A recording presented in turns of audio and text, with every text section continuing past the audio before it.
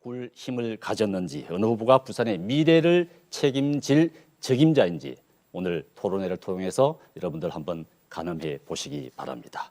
오늘 토론회 후보자의 기호와 좌석, 발언 순서 등은 국민의힘 공천관리위원회에서 미리 결정됐음을 먼저 알려드립니다. 그럼 토론회 시작하겠습니다. 후보자들을 소개하겠습니다. 제가 소개하는 것보다 후보자들 본인이 직접 소개하는 것이 좋겠죠. 자, 그럼 15초의 시간을 드릴 테니 직접 소개하시기 바랍니다. 제 왼쪽에 박성훈 후보부터 시작하시겠습니다. 네, 변화와 혁신, 젊음을 통해 부산 경제를 살려낼 경제 전문가, 유일한 경제 전문가, 전 부산광역시 경제부시장 박성훈입니다. 네. 다음 이현주 후보 15초의 자기 시간입니다. 싱가포르를 뛰어넘는 부산, 태평양 도시국가의 꿈, 죽어가는 내 고향 부산의 심장을 다시 뛰게 할 후보, 세대 교체의 선두주자이자 유일한 기업인 출신 이현주 후보입니다. 네, 마지막으로 박현준 후보 자기소개해 주시죠. 네, 정권을 바꾸는 데 힘이 되겠습니다. 부산을 살리는 데 힘이 되겠습니다. 부산 시민 한 분 한 분의 삶에 힘이 되겠습니다. 내게 힘이 되는 시장을 꿈꾸는 박형준입니다. 네. 네, 오늘 토론회는 후보들께 같은 질문을 드리는 공동 질문과 같은 주제를 놓고 각 후보의 해법을 들어보는 주제별 토론, 시민들이 후보에게 직접 질문을 드리는 시민 질문이 있고, 이어서 후보들 간에 주제 제한 없이 토론을 벌이는 주도권 토론으로 펼쳐지겠습니다. 각 답변이나 발언에는 제한 시간이 있고, 또 발언 시간이 끝났는데도 발언을 하게 되면 제가 개입을 하게 되니까 여러분들 시간 관리를 잘 해주시기 바랍니다. 자, 시작하겠습니다. 먼저 세 후보께 공통 질문을 드리겠습니다. 질문은 아주 간단합니다. 내가 왜 부산시장이 돼야 하는지 그 이유를 시민들께 밝혀주시기 바랍니다. 발언 시간은 2분입니다. 먼저 박성훈 후보부터 듣겠습니다. 네, 지금 부산 경제 많이 어렵습니다. 당장 수술이 필요한 응급 환자이기도 합니다. 지금 부산 경제는 생사가 달려있는 골든타임의 목전에 있습니다. 과거의 정치적 접근 방법으로서는 이러한 문제를 풀 수가 없습니다. 가감하고 젊은 경제 전문가, 경제시장이 부산 경제를 뿌리부터 혁신해야 됩니다. 저 박성훈 27년간 경제부처 현장에서 뿌리가 깊은 그런 전문가이기도 합니다. 이제 가감하게 부산 경제의 혁신을 위해서 제가 부산 경제의 도약을 이끌도록 하겠습니다. 이번에 당선되는 시장의 임기는 1년에 불과합니다. 그렇기 때문에 업무 파악과 조직 정비에 6개월, 그리고 재선 준비에 6개월, 1년이라는 시간을 소비하게 됩니다. 부산 경제 그렇게 한가하지 않습니다. 어떻게 보면 지금 이 시간 골든타임에 가장 맞는 후보, 저 박성훈이라고 생각합니다. 저는 세계은행에서 글로벌 경제, 특히 민간 투자 선임 전문가로 일을 하면서 부산에 꼭 필요한 외국계 또는 글로벌 기업을 유치하는 데 장점을 가지고 있습니다. 이러한 우수한 글로벌 기업 유치를 통해서 부산에 많은 일자리를 만들어내겠습니다. 그리고 소상공인, 자영업자 여러분들, 코로나로 인해서 많이 힘들어하지 않으십니까? 제가 여러분들께 꼭 맞는 촘촘한 대책을 만들어내겠습니다. 그리고 부산에 힘들어하시는 많은 아버지, 어머니들, 여러분의 곁에서 든든한 버팀목이 되도록 하겠습니다. 항상 여러분의 곁을 지키겠습니다. 세대 교체, 그리고 정치 권력의 반드시 내년 대선을 부산 국민의힘이 앞장설 수 있도록 제가 그 선두에 서겠습니다. 국민의힘, 저 박성훈 반드시 기억해 주십시오. 해내겠습니다. 네, 다음은 박형준 후보 순서입니다. 역시 발언 시간 2분입니다. 존경하는 시민 여러분, 이곳 KNN 스튜디오에 나오니까 예전 생각이 납니다. 90년대에서 2000년대 초까지 저는 KBS, MBC, KNN 매주 시사토론 사회를 봤습니다. 그때 부산 현안을 익혔습니다. 그리고 지방분권운동 집행위원장으로서 7년 동안 일했습니다. 그 당시 제안했던 부울경 통합, 이것을 2008년 인수위 때 국가시책으로 만들어서 집행하기도 했습니다. 또 제가 국회의원 할 때에는 광안리가 죽어 있었습니다. 그 광안리를 살리기 위해서 세계 불꽃 축제, 부산 컨텐츠 마켓 등 다양한 축제를 유치하고 밤바다를 살려내 기어이 광안리를 살렸습니다. 청와대 수석 시절에는 강서 그린벨트 1000만 평 해제를 비롯해서 부산의 창구 역할을 했습니다. 국회 사무총장 시절에 기재부의 반대에도 불구하고 국회 도서관 부산 분원을 관철시켰습니다. 제가 이렇게 말씀드리는 이유는 여야 후보 누구보다도 제가 부산의 어려움을 함께하고 고락을 함께했다는 것입니다. 그리고 늘 부산의 비전과 대안을 제시하고 실천을 해왔습니다. 지금 여러분들이 딱 쓰기 좋은 사람이 저라고 생각을 합니다. 지금 부산은 몸부림을 쳐야 될 때입니다. 그대로는 안 됩니다. 그 몸부림은 생각의 힘과 일머리를 가지고 쳐야 합니다. 제가 생각의 힘과 일머리를 가지고 몸부림을 치겠습니다. 그것도 부산 시민들과 함께 부산 시민들의 에너지를 모아 몸부림 치겠습니다.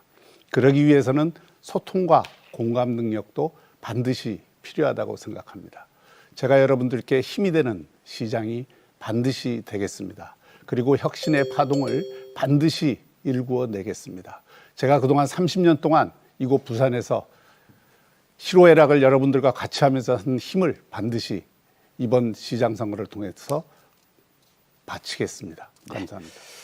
다음은 이현주 후보 답변 듣겠습니다. 2분입니다. 네, 존경하는 부산 시민 여러분, 코로나 백신이 들어왔다고 하는데 많이 또 불안하기도 하고 반갑기도 합니다. 대통령이 맞나 안 맞나 분분한데요. 조국 사태 때 저 이현주가 삭발 앞장서면서 국민들의 분노를 결집했습니다.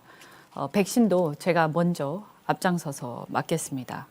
문재인 대통령이 맞는 거 언제까지 기다리겠습니까? 국민의 대표기관인 300명의 국회의원들도 먼저 맞으십시오. 국민들의 불안감을 해소합시다. 부산이 정말 어렵습니다. 젊은이들이 떠나고 기업이 떠납니다. 왜 이렇게 되었습니까? 기업이 떠나고 또 새로운 기업이 생기지 않는 이곳 부산.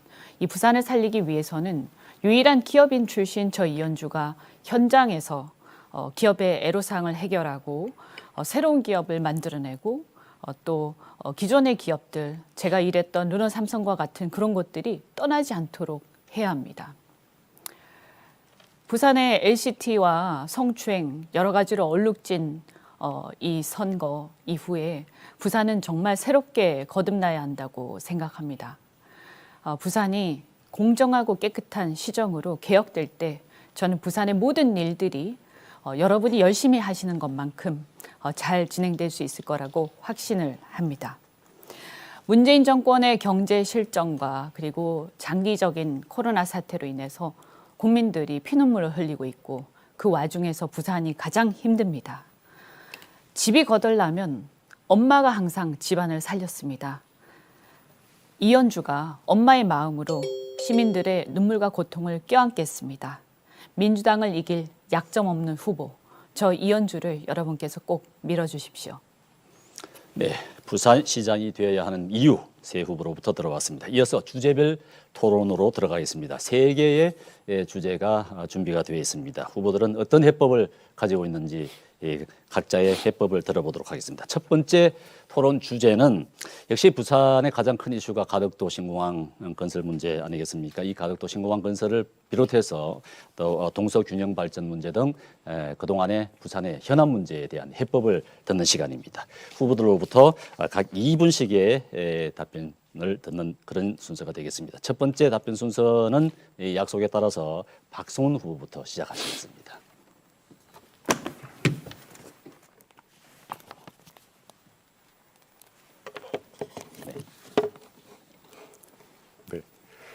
지금 부산에는 단편적인 대중요법이 아닌 부산 경제를 근본적으로 바꿀 그러한 부산 경제의 대혁명이 필요합니다. 가덕 신공항, 공항 하나 건설하는 것으로 끝나지 않습니다. 부산과 동남권, 더 나아가 대한민국 경제를 획기적으로 바꿀 수 있는 그랜드 비전을 제시할 수 있어야 합니다.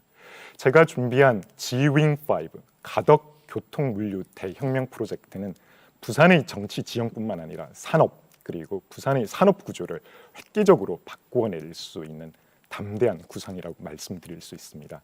가덕에서 부산 신항 그리고 국제 물류 도시에 이르는 산업 물류 전용 트램을 건설을 하고 국제 물류 도시에서 서면 해운대를 거치는 생활 물류 지하 터널도 건설을 하도록 하겠습니다. 이러한 과정을 통해서 부산의 만성적인 교통난을 해소하고 물류 비용도 획기적으로 절감할 수 있으리라고 확신합니다.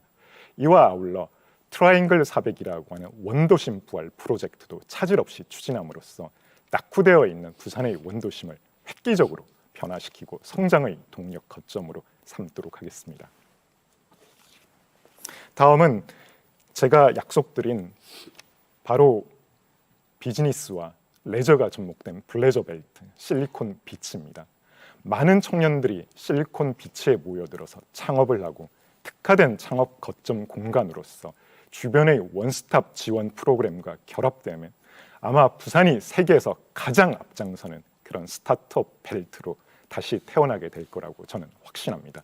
부산의 미래, 바로 청년들 창업과 함께할 수 있는 이러한 플레저 벨트, 바로 실리콘 비치와 함께한다고 저는 생각합니다. 박성훈이 반드시 부산 경제의 대혁명을 일으켜서 젊은이들과 부산의 미래를 이끌어 나가겠습니다. 네. 이번에는 박형준 후보에게 네. 2분 답변 시간 드리겠습니다. 이 서울에 있으면 지방이 보이지 않습니다. 최근에 수도권에서 가덕도 공항을 반대하는 논리를 보면 참 이 수도권 대한민국을 위한다는 명분으로 수도권을 위하는 논리가 횡행하고 있구나 이렇게 생각이 됩니다.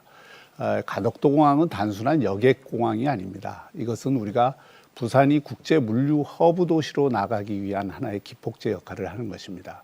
여러분들도 잘 아시다시피 이 부산은 태평양 항로와 유라시아 항로의 바로 중심에 있습니다. 그리고 북극 항로의 기점에 있습니다. 그렇기 때문에 여기 지금 항만이 세계 6위의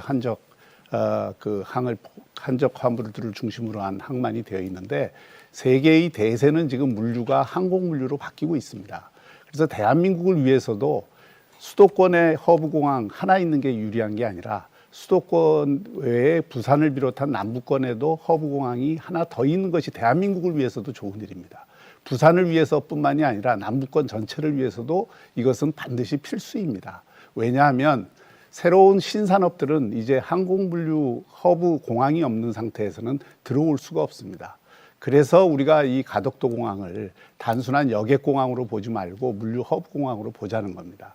마침 국토부가 반대하는 논리 가운데 가덕도 공항이 28조가 든다 뭐 이런 좀 황당한 이야기를 했는데 그 논리 가운데 우리가 중요하게 생각할 것이 있습니다. 그것은 뭐냐면 가덕도 공항을 활주로를 2개를 놓고 군사공항을 이전하는 그 계획을 할 때 28조가 든다는 겁니다. 만약에 그 계획대로 우리가 추진을 하게 되면 이 김해 공항 부지라고 하는 황금 쌀아기 땅을 이용을 할 수가 있습니다. 거기에 항공 정비 사업도 들 수 있고 부품 기지도 들 수 있고 드론 산업도 만들 수 있습니다.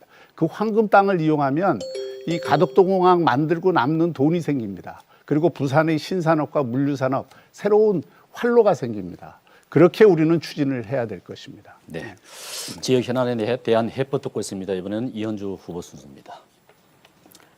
네, 지금 코로나 시대에 언택 시대입니다. 그래서 언택 시대에 화물 물류 수요가 급증을 하고 그래서 항공 물류의 수요가 급증을 하고 있습니다. 이런 시대에는 우리나라의 허브 국제공항이 인천국제공항 하나만으로는 턱없이 부족합니다. 그래서 마땅히 남부 경제권에 허브공항이 하나 더 있어야 된다. 국제 허브공항이 하나 더 있어야 하는데 제가 2014년경부터 국토위에서 계속 줄기차게 주장을 해왔지만 그 남부권의 국제 허브공항은 이 남해안 쪽에 신항만을 끼고 있어야 된다. 왜냐하면 항만과 공항이 함께 어우러져야 결국 산업 경쟁력이 중요한 법인데 기업들이 이 배를 이용하고 때로는 또 비행기를 이용하고 하면서 물류 비용을 절감하는 전략을 짤 수 있기 때문입니다. 그래서 결국은 산업이 발전하려면 물류가 발전을 해야 되고 우리 부산의 입장에서 이 부산국제공항 저는 그렇게 명명을 합니다. 이 부산국제공항이 신항만 옆에 아주 번듯하게 생겨야 우리가 어떤 돌파구를 찾을 수 있다라고 생각을 합니다. 이 문제 저는 제가 줄기차게 변함없이 주장해 온 것처럼 제가 반드시 관철하겠습니다. 우리 당이든 민주당이든 그 누가 반대하더라도 제가 반드시 맞서서 쟁취를 할 겁니다. 남은 과제는 사실은 경제성을 높여야 합니다. 이 경제성을 높이는 데는 접근성을 높여야 합니다. 이 접근성을 높이기 위해서 해저터널 그리고 철도 연장, 또 도로 이러한 것들이 5포트라고 제가 얘기를 하는데요. 신항만까지 연결해서 다 연결이 되어야 하고요. 그 외에 배후 부지 그리고 김해공항이 나가는 그 부지를 개발을 함으로써 다시 경제성을 높일 수가 있습니다. 이렇게 되면 거기를 에어로폴리스로 개발할 수가 있다고 봅니다. 네. 잘 들었습니다. 이번에는 두 번째 토론 주제가 되겠습니다. 뭐니 해도 이 경제 문제가 가장 큰 화두가 아니겠습니까? 코로나 대책, 일자리 대책을 비롯한 민생 경제 살리기 방안을 듣도록 하겠습니다. 이번에는 박형준 후보부터 2분 발언 시간 드리겠습니다. 최근 여론조사를 보면 우리 부산 시민들이 가장 절실하게 느끼는 것이 일자리와 부동산 문제입니다. 사실 부산의 미래는 청년의 미래가 없으면 없는 것입니다. 지금 도시 소멸지수가 0.65입니다. 전국 광역단체 가운데 가장 낮습니다. 그 얘기는 청년이 떠나고 있기 때문입니다. 청년이 왜 떠납니까? 일자리가 없어서 떠납니다. 그래서 청년들에게 그야말로 그들이 원하는 일자리를 줄 수 있는 환경을 만들어야 됩니다. 제가 소리 높여 산학협력도시를 만들어야 된다는 이유가 거기에 있습니다. 금년 부산의 대학 가운데 10개 가까이 대학이 미달 사태를 겪었습니다.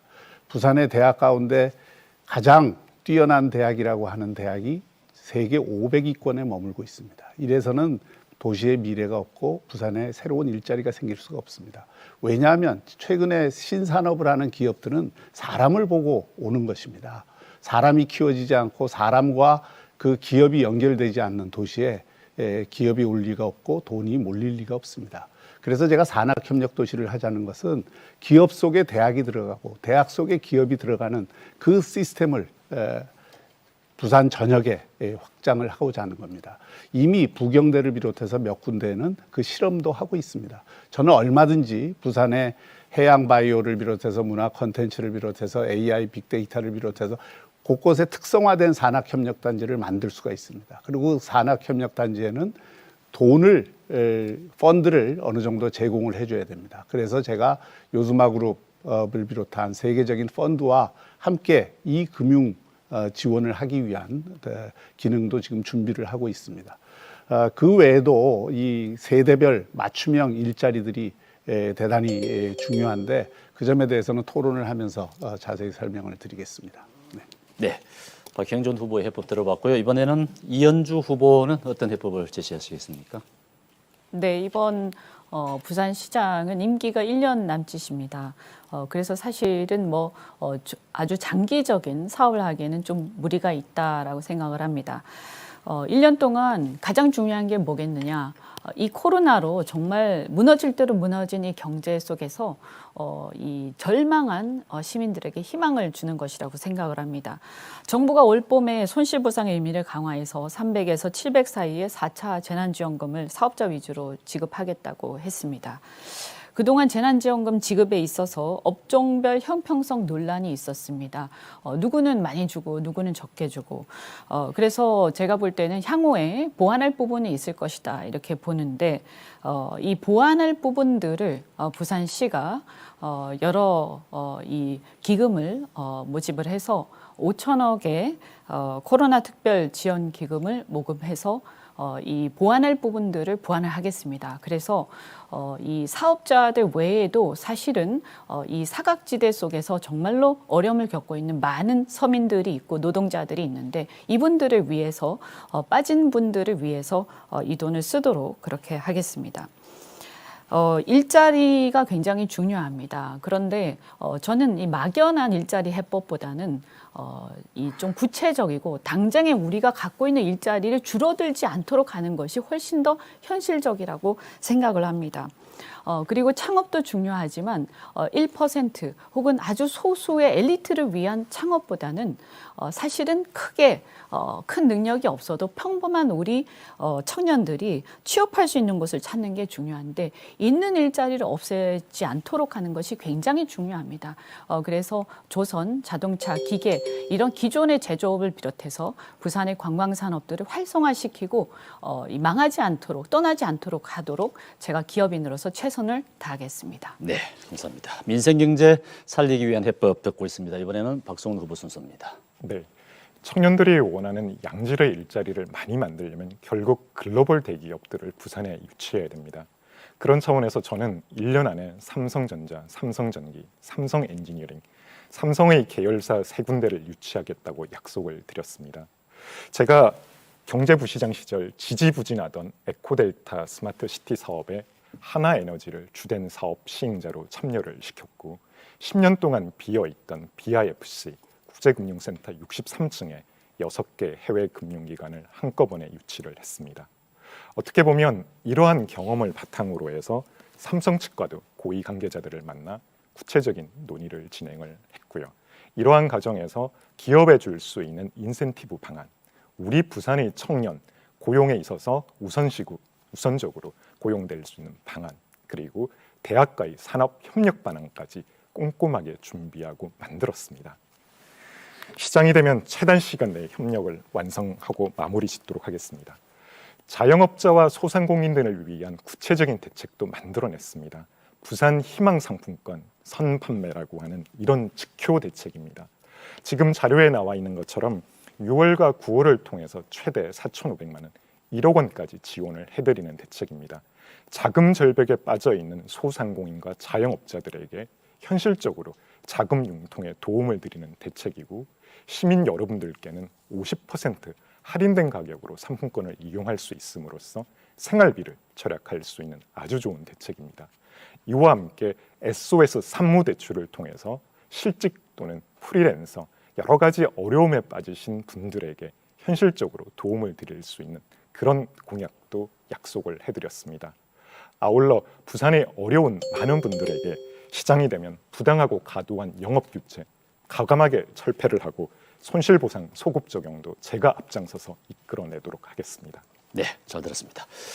주제별 토론 세 번째 주제는 사회 분야입니다. 코로나 사태 겪으면서 우리 지방정부의 역할이 그 어느 때보다도 강조가 되고 있는데 새 후보가 생각하는 사회, 교육, 육아, 안전대책에 대해서 그 해법을 들어보도록 하겠습니다. 이번에는 이현주 후보에게 먼저 이분의 답변 시간을 드리겠습니다. 네, 저는 엄마입니다. 저는 우리 사회의 모든 문제의 해결은 육아와 교육에서부터 출발한다고 생각을 합니다. 맞벌이 가정이 일반화되고 핵가족화되면서 젊은 부부들이 아이를 키우는 것이 너무나 어려워졌습니다. 육아와 교육 문제만큼은 부산시가 책임진다라는 그런 마음으로 시정을 펼치겠습니다. 엄마가 시장이 되니까 저렇게 시정의 방향이 달라지는구나라는 것을 느낄 수 있도록 하겠습니다. 특히 사립유치원이라든가 민간 어린이집, 우리가 아이를 보내는데 국공립 유치원 어린이집에 비해서 많이 떨어집니다. 이것은 지원의 규모가 다르기 때문입니다. 이런 부분들을 부산시가 할 수 있는 최대한 그 격차를 메꾸도록 하겠습니다. 그리고 교육청이 하는 일이라고 해서 교육이라고 내몰라라 하지 않고 부산시가 관심을 갖고 아이들 교육 하나하나, 급식 하나하나, 질 하나하나까지 엄마의 마음으로 세심하게 살필 것입니다. 이번에 코로나 때문에 그 아이들이 집에서 재택으로 학습을 합니다. 그런데 집안 환경이 어려운 아이들이 태블릿 PC 하나 없어서 조그만 정말 낡은 모바일로 공부를 하는 것을 보고 저는 너무나 마음이 아팠습니다. 사실 태블릿 PC 하나씩 아이들에게, 부산 시민들에게 보급하는 거 그렇게 어렵지 않습니다. 저 이현주가 시장이 되면 그것만큼은 해결을 하겠습니다. 그리고 우리 노인들, 어르신들 점심 못 먹는 분들이 너무나 많습니다. 경로당에서 점심만큼은 부산시가 책임지도록 하겠습니다. 요즘 AI하고 4차 산업혁명 얘기하는데 이런 것들 거창하게만 생각할 것 아닙니다. 저 이현주가 육아 앱을 비롯해서 이런 AI를 생활안전 서비스와 접목시켜서 100억 원의 예산으로 이 문제를 해결하고 우리 생활의 향상을 가질 수 있도록 하겠습니다. 네, 이현주 후보의 답변 잘 들었고요. 네, 박성훈 후보의 해법 들어보겠습니다. 네. 저는 6살 딸을 가진 딸바보 아빠입니다. 우리 딸이 안심하고 성장할 수 있는 그런 걱정 없는 부산을 만들고 싶습니다. 사실 부산을 생각할 때 교육, 안전, 복지 어디 하나 내세울 수 없다는 생각을 합니다. 저는 아빠의 마음으로, 딸을 가진 아빠의 마음으로 하나하나 들여다봤습니다. 제가 내놓은 담대한 공약이 있습니다. 바로 카카오시티라는 부산의 미래를 획기적으로 바꿀 수 있는 그런 담대한 구상입니다. 카카오시티 내용을 화면으로 보여드리도록 하겠습니다. 스마트 네트워크와 온라인 인프라를 통해서 교육, 복지, 그리고 안전 등 생활 전반을 혁신적으로 바꿔나갈 수 있는 그런 공약입니다. 간단히 설명드리겠습니다. 학원과 과외 없이도 누구나 원하는 교육 서비스를 받을 수 있는 스마트 디바이스를 통한 교육 네트워크입니다. 또 꼭 필요한 분들에게 필요한 복지 서비스를 제공할 수 있는 스마트 복지 시스템도 구축을 했습니다. 이와 아울러 독거노인 안전, 그리고 골목길 치안, 상하수도, 재해 예방 시스템과 같이 우리 사회 안전망을 스마트 시스템을 통해서 컨트롤할 수 있는 그런 시스템도 구비를 하도록 하겠습니다. 이 모든 것이 스마트폰 하나로 구현되는 그러한 도시, 바로 제가 꿈꾸는 카카오시티라는 곳입니다. 여러분, 우리 부산의 시급한 당면 현안 중에 하나는 바로 저출산 초고령화입니다. 이러한 문제를 해결하기 위해서 제가 357 프로젝트라고 하는 것을 내놨습니다. 어린이집 357 프로젝트를 통해서 공립 어린이집에 대한 비율을 획기적으로 늘려나가도록 하겠습니다. 또 12세 이하 어린이는 무료로 자동으로 가입되는 부산형 어린이 안심보험을 통해서 우리 부산의 어린이들이 어떠한 위해와 장애로부터 안심하고 성장할 수 있도록 그렇게 만들겠습니다. 네, 사회 분야 대책을 듣고 있습니다. 박형준 후보는 어떤 생각을 갖고 계십니까? 전 세계에서 이 사회조사를 해보면 다시 태어나도 또 여기서 태어나고 싶다는 도시 상위 순위에 올라가는 도시들이 더블린, 아일랜드의 더블린이나 덴마크의 코펜하겐 이런 도시들입니다. 행복지수가 높은 것이죠. 그런데 그 이유를 따져보면 물질적 복지 수준이 높아서가 아니라 더블린 같은 경우에는 더블린 사람들이 좋아서입니다. 코펜하겐 같은 경우에는 서로가 신뢰할 수 있는 안정적인 사회라고 하는 것이 가장 높은 덕목으로 꼽힙니다. 제가 15분형 도시를 제안을 했습니다. 그것은 삶의 질을 높이기 위해서는 이제 우리가 생각을 바꿔야 됩니다. 멀리 움직이고 그 생활 환경 속에서 자기 15분 내에 모든 환경이나 문화나 생활이나 건강이나 이런 것들이 다 보존되지 않으면 우리 삶이 피곤해질 수밖에 없습니다. 또 서로가 서로를 보살피는 그런 모습이 되지 않으면 신뢰 공동체를 만들 수가 없습니다. 제가 15분 도시로 이렇게 그 부산을 여러 다획으로 그려보니까 그 15분 내에 충족되는 게 있고 충족되지 않는 게 있습니다. 어떤 경우에는 문화시설이 그 15분 내에 없고, 어떤 경우에는 어린이 도서관이 없고, 어떤 경우에는 생활체육시설이 없고, 이런 것들을 15분을 그린 다음에 거기에 채워 넣도록 하겠습니다. 그리고 15분 도시를 하는 이유, 가장 큰 이유 중에 하나는 우리가 기후변화에 대응을 해서 우리 도시 자체를 전체적으로 녹색 환경 도시, 그린 스마트 도시로 만들기 위함입니다.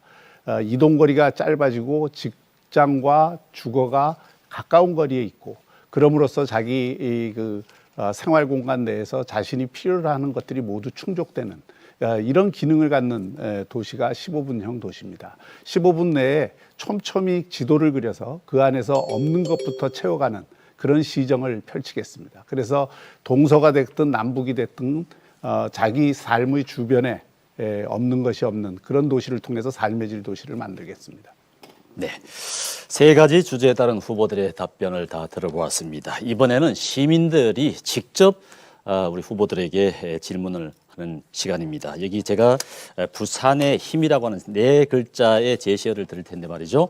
후보들이 한 글자를 선택하면은 이 글자 속에 담긴 영상 질문을 드리겠습니다. 워낙 재미있는 질문들이 많은 것 같습니다. 그래서 후보들 모두에게 답변을 듣도록 하겠습니다. 자, 먼저 박성훈 후보부터 시작하겠습니다. 자, 부산의 힘 가운데 어느 글자를 선택하시겠습니까?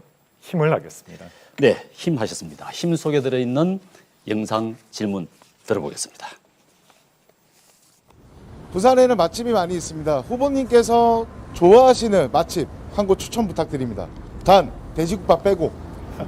네, 재밌는 질문이죠. 자, 이 힘 선택하신 박성호 후보부터 답변 주시죠. 네, 저는 밀면을 굉장히 좋아합니다. 특히 가야 밀면 좋아하고요. 가야 할매 밀면이 조금 더 정확한 상호가 되겠습니다. 제가 서울에 있을 때나 또는 해외에서 근무를 할 때 유학 시절에도 항상 생각나는 음식 바로 밀면이었습니다. 냉면과 다른 우리 부산 애양 그리고 피난 시절의 어떤 향수가 남아있는 그런 소울푸드, 저는 밀면이라고 생각을 하고요. 밀면을 먹을 때마다 과거에 부산 경제를 일으키기 위해서 고생하셨던 많은 우리 아버지, 할아버지, 그런 어머니들의 노고와 고생이 떠오르기도 합니다.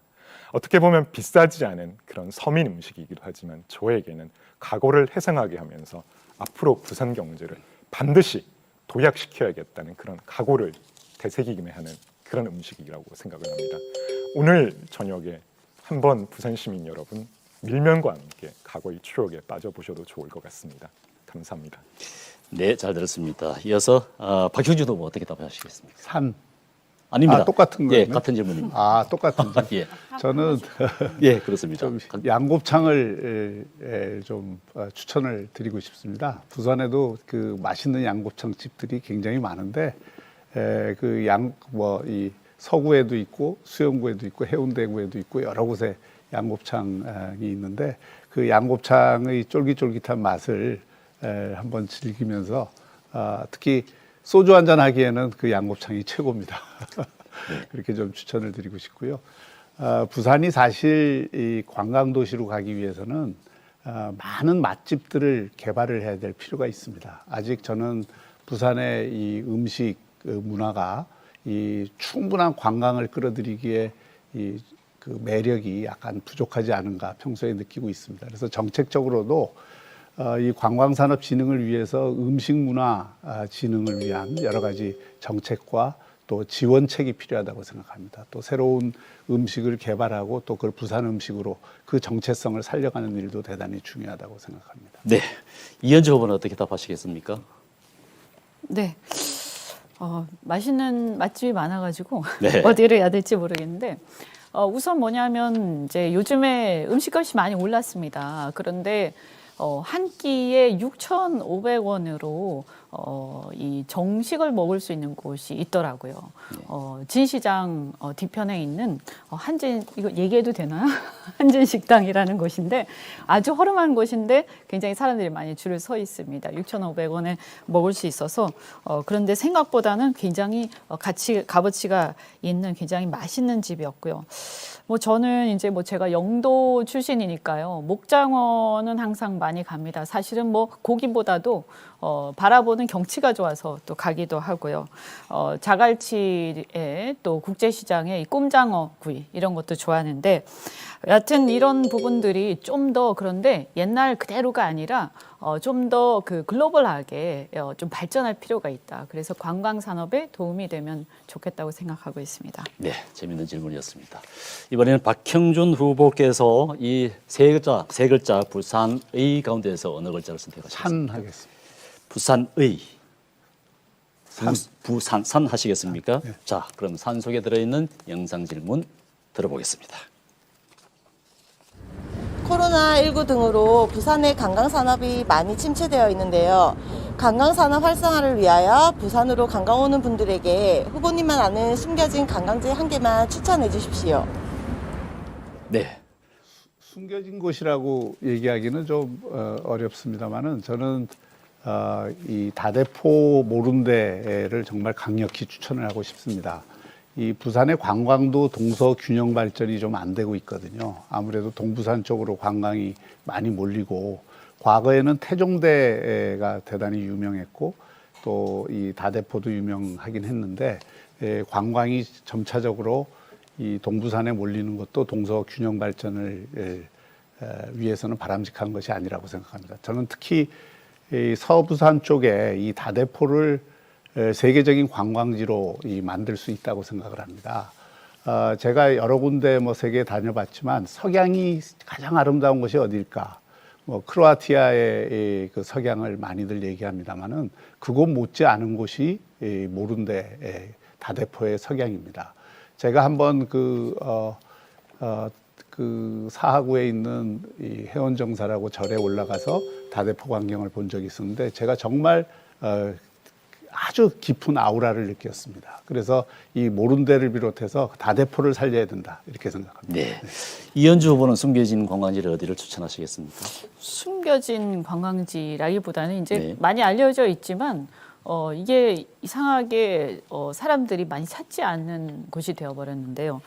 저는 이제 을숙도를 말씀을 드리고 싶은데 거기가 사실 습지고 이래서 또 철새 도래지고 이래서 사실은 이 예를 들어서 우리가 순천만 국립공원 이런 곳 같은 경우에는 처음에 이 공원화 할 때 사실은 투자를 많이 했습니다. 그때 투자할 때 왜 이렇게 투자를 많이 하냐라는 의견들이 분분했지만 막상 그 국립공원을 투자를 하고 세계적인 이 설계자들이 와서 그 공원을 조성하고 나서는 끊이지 않는 관광객 때문에 아주 환호성을 지르고 있는데요. 저는 을숙도가 바로 그러한 잠재력을 가지고 있는 곳이라고 생각을 합니다. 제가 또 시장이 되면 그런 부분들, 특히 이 습지 쪽에 이 세계적인 어떤 공원 관광지로 개발을 하면 굉장히 좋을 것 같다는 생각을 하고 있습니다. 네, 여러 지역에 나왔습니다. 박성훈 후보는 어떻게 답하시겠습니까? 제가 경제부시장으로 있으면서 국제관광도시 선정에 어느 정도 기여를 했다고 생각을 합니다. 그 작업을 하면서 부산의 많은 관광지들을 조사를 하고 그리고 외국인들이 평가를 받는데 의외로 외국인들이 좋아하는 곳은 우리의 화려한 그런 고층 빌딩이 있는 해운대가 아니었습니다. 수정산 그리고 초량에 있는 삼복도로 불 꺼진 그런 가로등, 백열등이 켜져 있는 그런 삼복도로의 모습에 많은 분들이 감동을 했습니다. 저 역시 북항 재개발 2단계 사업을 추진하면서 당초 포함되지 않았던 수정 그리고 초량축을 재개발 지역에 포함을 시켰습니다. 그 재개발 이익으로 이들 수정산과 초량축에 있는 재개발 대상 지역들을 어떻게 보면 우리나라의 대표적인 그런 관광자원으로 만들 수 있겠다는 그런 확신을 가졌습니다. 우리 일상에 묻어져 있지만 눈여겨 가감히 보게 되면 보이는 보석가드 같은 곳. 저는 삼복도로가 그런 지역이 아닐까 생각을 합니다. 네, 예상치 못한 질문이 나오고 있죠. 자, 이번에는 이현주 후보 두 글자 남았습니다. 부와 의입니다. 네, 부. 네, 부에 담긴 영상 질문 보시겠습니다. 이번에 나오신 후보님들 모두 부산 시민들의 존경을 받을 수 있는 분들인데 후보님의 롤 모델은 누구신가요? 어떤 점을 본받고 싶으셨는지 궁금합니다. 네, 뽑으신 이현주 후보 답변해 주시죠. 네, 저는 대처 수상이 제 롤 모델인데요. 사실 이제 대처 수상은 영국의 이 수상이었는데 영국 같은 경우에는 이 유명한 그 정치인들이 전부 다 굉장히 비싼 사립학교 출신들 그리고 이렇게 그 높은 가문의 상류층 출신들이 많습니다. 그런데 대처 수상은 아주 평범한 서민의 가정에서 태어나서 영국에서 수상까지 되고 또 영국병을 치유한 수상으로 굉장히 유명하죠.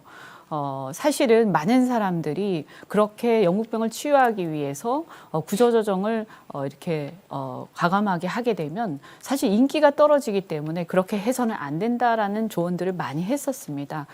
그럼에도 불구하고 과감하게 필요한 부분들을 구조개혁을 함으로써 영국 경제를 살렸는데요. 저는 지금 대한민국에 그리고 부산에 어느 정도는 그런 것들이 필요하다고 생각을 합니다. 네, 박성훈 후보의 롤 모델은 누구인지요? 네, 저희 개인적인 롤 모델은 저희 중학교 때 담임 선생님이셨던 이종환 선생님입니다. 지금은 돌아가신 분이고요.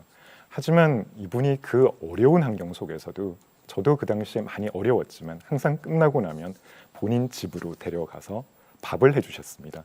아마 지금 기억으로는 대여섯 평밖에 안 되는 그런 아주 작은 집이었는데 저에게 해주셨던 말씀, 극기, 그리고 너보다 어려운 사람을 돕는 그런 선한 영향력, 사회에 선한 영향력을 미칠 수 있는 그런 인물이 되라.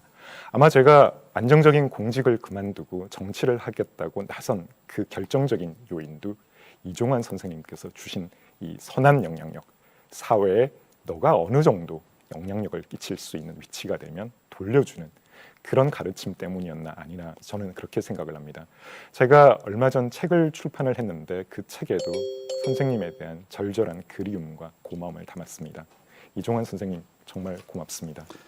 네, 박형준 후보 답변 들어보겠습니다. 저는 링컨을 꼽고 싶습니다. 지금 현대 민주주의 국가에서 가장 필요한 것이 혁신의 리더십과 민주의 리더십인데 링컨이 그 모범을 보여줬다고 생각합니다. 링컨은 노예 해방을 완성한 사람이죠.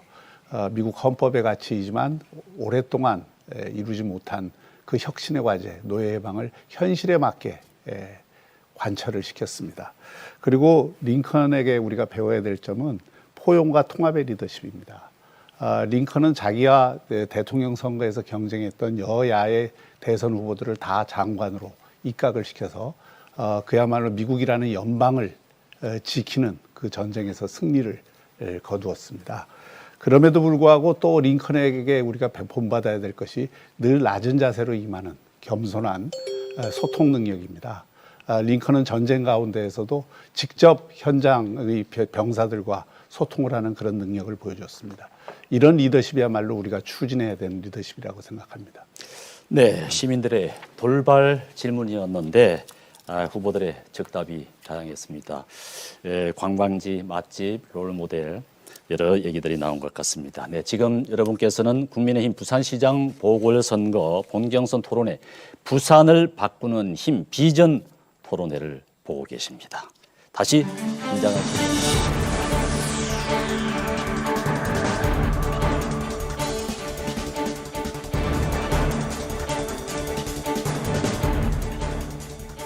네, 이번에는 주제에 제한이 없는 주도권 토론을 벌여보겠습니다.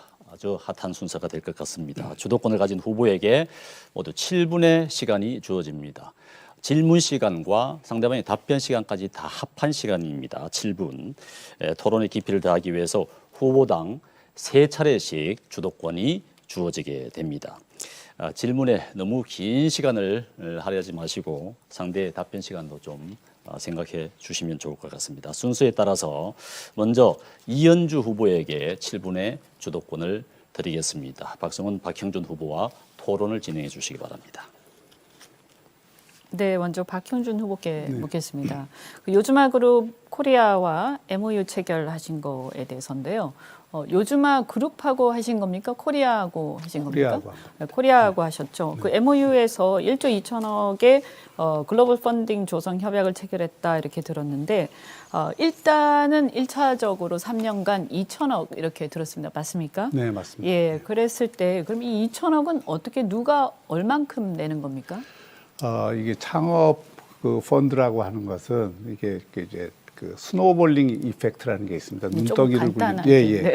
그래서 시간이. 그것은 그 글로벌 펀드와 부산시와 또 부산의 기업들과 또 외국 기업들 예를 들어서 싱가포르에도 지금 협의가 돼 있는데 그런 기업들이 초기에 1호는 300억, 그다음에 또 거기에 따라서 2호가 300억 이렇게 해서 2년 동안 그러니까 그 2024년까지 2천억을 충분히 조성할 수 있다. 그러면 그 2천억에 요즈마 코리아가 내는 부분이 있습니까? 내죠. 예, 얼마를 당연히 내죠. 내는 걸로? 그거는 확정은 되지 않았지만 네, 대략적으로.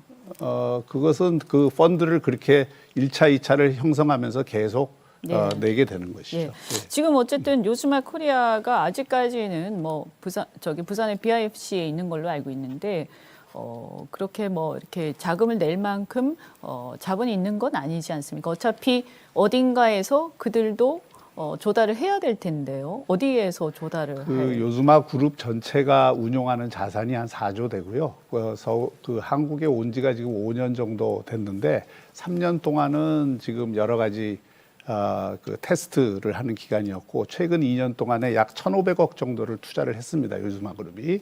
그래서 지금 이미 요즈마 그룹이 투자를 했습니까? 요즈마 코리아가 한 것이죠. 요즈마 코리아가 투자를 했습니까? 그렇습니다. 예. 요즈마 코리아가 예, 그러면 그래서 요즈마 그 코리아가 가운데에서 펀드를 지금 수십 개를 갖고 있는데 그 펀드 운용 수익률이 대부분 그 플러스로 나오고 있습니다. 그러면 이 운용은 누가 합니까? 운용. 무슨 말씀?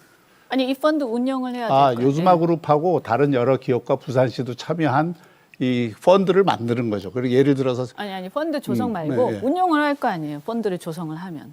공동으로 창업 운영을 하는 펀드 거죠. 그 운영을 펀드의 누군가가- 운영 주체가 생기는 거죠. 함께 참여를 해서. 아니 그러니까 지금 이제 보통 GP라고도 하는데요. 네네.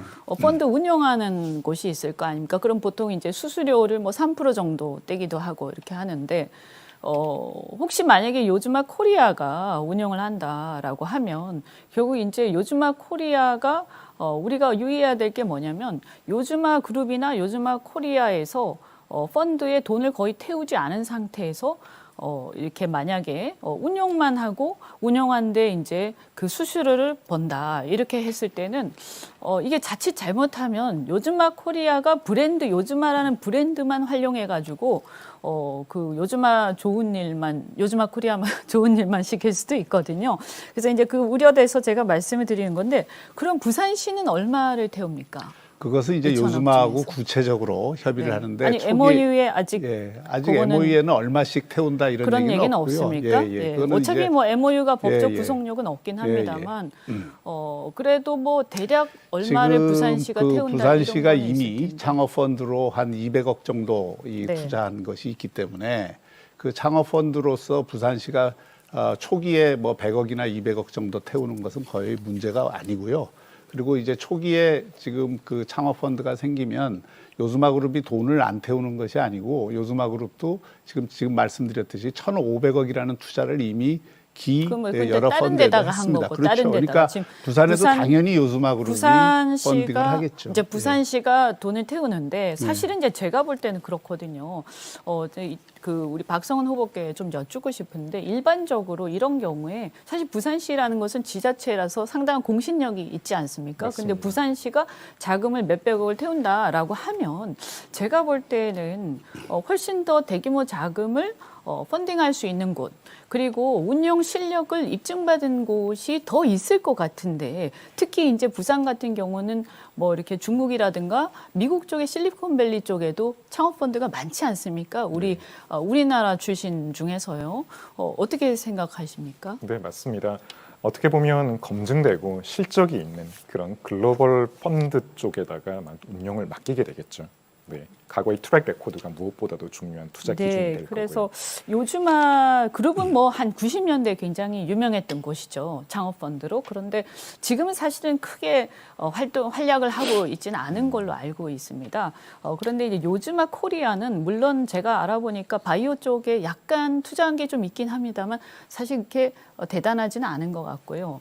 그래서 좀 더 실력 있는 데다가 맡겨야 되지 않나. 예를 들면 뭐 손정희 그 자회사 이전 쪽이라든가 펀드. 아니면 뭐 그 외에도 알리바바 갖고 있는 또 창업 펀드가 있지 않습니까? 그래서 이런 부분을 하는 게 뭐 알투스 벤처스라든지 그 우리 박성훈 후보가 더 좋은 대안들이 있을 것 같은데. 네. 모르겠지만 블랙스톤이라든지 아무래도 맡길 수 있는 그런 기관들이 많이 있겠죠. 하지만 중요한 게 수익률도 봐야 되고 운용할 수 있는 기관의 공신력 그리고 앞에서 제가 말씀드린 트랙 레코드 이런 거를 종합적으로 봐서 투자 의사 결정이 이루어지고 저희가 공신력 있는 그런 펀딩을 갖다가 운용을 맡기는 그런 과정을 거쳐야 될 거라고 생각을 합니다. 예, 그래서 참고로 제가 조금, 제가 주도권이니까 말씀. 그래서 이제 저는 이게 이제 자칫 잘못하면 이게 뭐 어차피 MOU니까 사실은 뭐 확정된 건 아닙니다. 아시다시피 그렇기 때문에 나중에 그때 가서 실제적으로 어떻게 계약하느냐에 따라 달라지겠죠. 자칫 우리 부산이 시드머니를 넣고 그래서 그 정도 돈이면 웬만한 실력 있는 세계적인 펀드들을 이렇게 끌어들일 수 있는데도 불구하고 자칫 잘못해가지고 이렇게 요즈마 코리아 브랜드만 가지고 자기들은 돈도 많이 안 넣고 그냥 운영하면서 또 이렇게 수수료 벌고 이런 구조가 되면 안 되지 않겠나 하는 좀 우려가 듭니다. 짧게. 예, 그런 점에 유의할 것이고요. 요즈마 펀드뿐만이 아니라 그 싱가포르의 3위 펀드인 골든 이케이터 홀딩스도 참여하기로 했고요. 요즈마 펀드는 지금 전체 지금 수익률이 86%를 기록하고 있는 우수 펀드입니다. 그러니까 그건 예, 이스라엘이고 코리아는 국내에서도 그 정도 1,500억 되나요? 정도가 지난 코리아도? 2년간 투자가 됐는데 그의 네. 수익을 거의 다 플러스 수익을 냈어요. 네, 말씀 중에 죄송합니다만은 시간이 다음 토론 주도권자가 박형준 후보니까 계속 예. 이어가시면 될 것 같습니다. 그래서 이게 그 요즈마 펀드 같은 데가 중요한 이유가 세계적인 이 그 창업의 그 펀드 가운데에서 기술 사업화에 가장 성공한 그룹이 요즈마 그룹입니다. 아시다시피 나스닥에 92개의 이스라엘 기업이 상장이 돼 있는데 그 기업들의 상당수가 요즈마를 통한 것입니다. 또 와이즈만 연구소와 같이 우리 지금 창업을 하면 제일 문제가 그것을 유니콘 기업으로 키워가는 또는 큰 기업으로 키워가는 과정의 문제인데 그 과정에서 사실은 요즈마가 갖고 있는 노하우를 상당히 우리가 활용할 수 있다는 것이고 펀드는 요즈마뿐만 아니라 지금 이현주 의원님도 좋은 의견 말씀하셨는데 여러 글로벌 펀드들을 컨소시움을 할 겁니다. 부산시도 참여를 하고 그렇게 해서 부산에도 이게 글로벌 펀드가 창업을 지원한다 라고 하는 그런 투자의 분위기를 만들자는 게 제 목표입니다. 제가 질문을 좀 드리겠습니다. 저는 부산의 가장 큰 현안 중에 하나가 이 동서 균형 발전이라고 생각하거든요. 네. 우리 박성훈 후보는 이 서부산 문제 이것을 뭘 해결하면은 제일 좋은지 한번 우선 말씀해 주시죠. 네. 일단 서부산 문제를 해결하려면 동서 지역 격차를 해소하는 게 가장 우선시 되어야 된다고 생각을 합니다. 교통부터 한번 접근해 보겠습니다. 동서 연결망을 구축을 해야겠죠. 제가 생각할 때는 부산 신안 김해간 고속도로, 또 사상 해운대 고속도로, 그리고 센터 만덕 그 고속화도로 이 세 군데 고속도로를 미안합니다. 먼저 제가 구축을 주도권을 하고요. 예, 네. 그것은 이미 지금 진행이 되고 있고 네. 진행이 되고 있는 사업이죠. 사실은 지금 동부산에 비해서 서부산은 집값도 너무 낮고 그리고 이 사상공단이나 그 장림 신평공단처럼 이 공단이 제대로 이 개혁이 안 돼서 지역 전체가 지금 상대적으로 격차를 느끼고 있거든요. 그러니까 그런 문제들은 어떻게 해결했으면 좋은지 한번. 네. 그래서 제가 미래 혁신 펀드라고 하는 글로벌 트라이앵글 400이라고 하는 프로젝트를 통해서 재원을 만들어서 어떻게 보면 사양 산업화되고 있고 우리 부산의 부가가치가 떨어지고 있는 산업들을 재편할 수 있는 그런 기금으로서 활용하려고 하는 계획을 만들어 드렸고 제가 내놓은 그 카카오시티, 가칭 카카오시티라고 하는 그런 프로젝트도 서부산을 기점으로 해서 서부산이 중심이 되는 부산의 어떤 경제 혁명의 중추가 될 수 있는 프로젝트를 말씀을 드렸습니다. 또 KTX 서부산역을 신설을 해서 가덕과 그리고 서부산 공동으로 활성화될 수 있는 그런 근거 또는 모멘텀을 삼고자 했고요. 결국은 동부산에 비해서 낙후되어 있는 서부산에 중요한 대규모 개발 프로젝트들을 많이 만들어 드리는 것 그리고 사양 산업화되고 있는 산업 구조를 전환시킬 수 있는 그런 지원책들을 만들어 드리는 거죠. 지금 현실에서 이 그 공단들 문제가 좀 지지부진하고 서부산의 여러 가지 지금 그 현안들이 제대로 해결되지 않고 있는 것에 대한 답을 제가 좀 듣고 싶은 건데 우리 이현주 의원님도 좀 말씀을 해주시죠. 네, 이 동부산과 서부산의 차이를 이렇게 보면 일단 동부산은 문화와 관광, 교육 뭐 이런 쪽으로 좀 이렇게 발달이 많이 돼 있는데 서부산을 보면 이게 원인이 뭐냐라고 할 때 제가 보면 이 공단 때문입니다. 그러니까 사상공단, 또 신평공단, 또 장림공단, 뭐 또 강서로 넘어가서 녹산, 신호, 뭐 녹산과 신호 같은 경우에도 산단의 어떤 형식이라도 좀 갖췄지만 사실은 사상공단이라든가 장림공단 이런 과거에 굉장히 오래된 이 곳들이 굉장히 영세한 공장들이 많고 여기가 이제 보면 오래된 상태에서 리모델링이나 혹은 재개발이 안 되다 보니까 왜 그러냐면 이게 이미 굉장히 땅값이 많이 올라 버렸어요. 그래서 저도 고민을 많이 해봤는데 서울에 예를 들어서 디지털 단지, 그 가산 디지털 단지처럼 구로같이 이렇게 하려면 전체적으로 쑥 빠져나가고 거기가 다 바뀌어야 되는데 지금 현실적으로 굉장히 어렵거든요. 맞습니다. 그래서 지금 뭐 이미 그 사상공단이나 장림 심평공단을 구로공단처럼 이게 디지털 단지로 바꾸자는 계획은 오래 전부터 나왔고 그런데 그게 잘 쉽지가 추진이 안 않죠. 된 게 네. 문제거든요.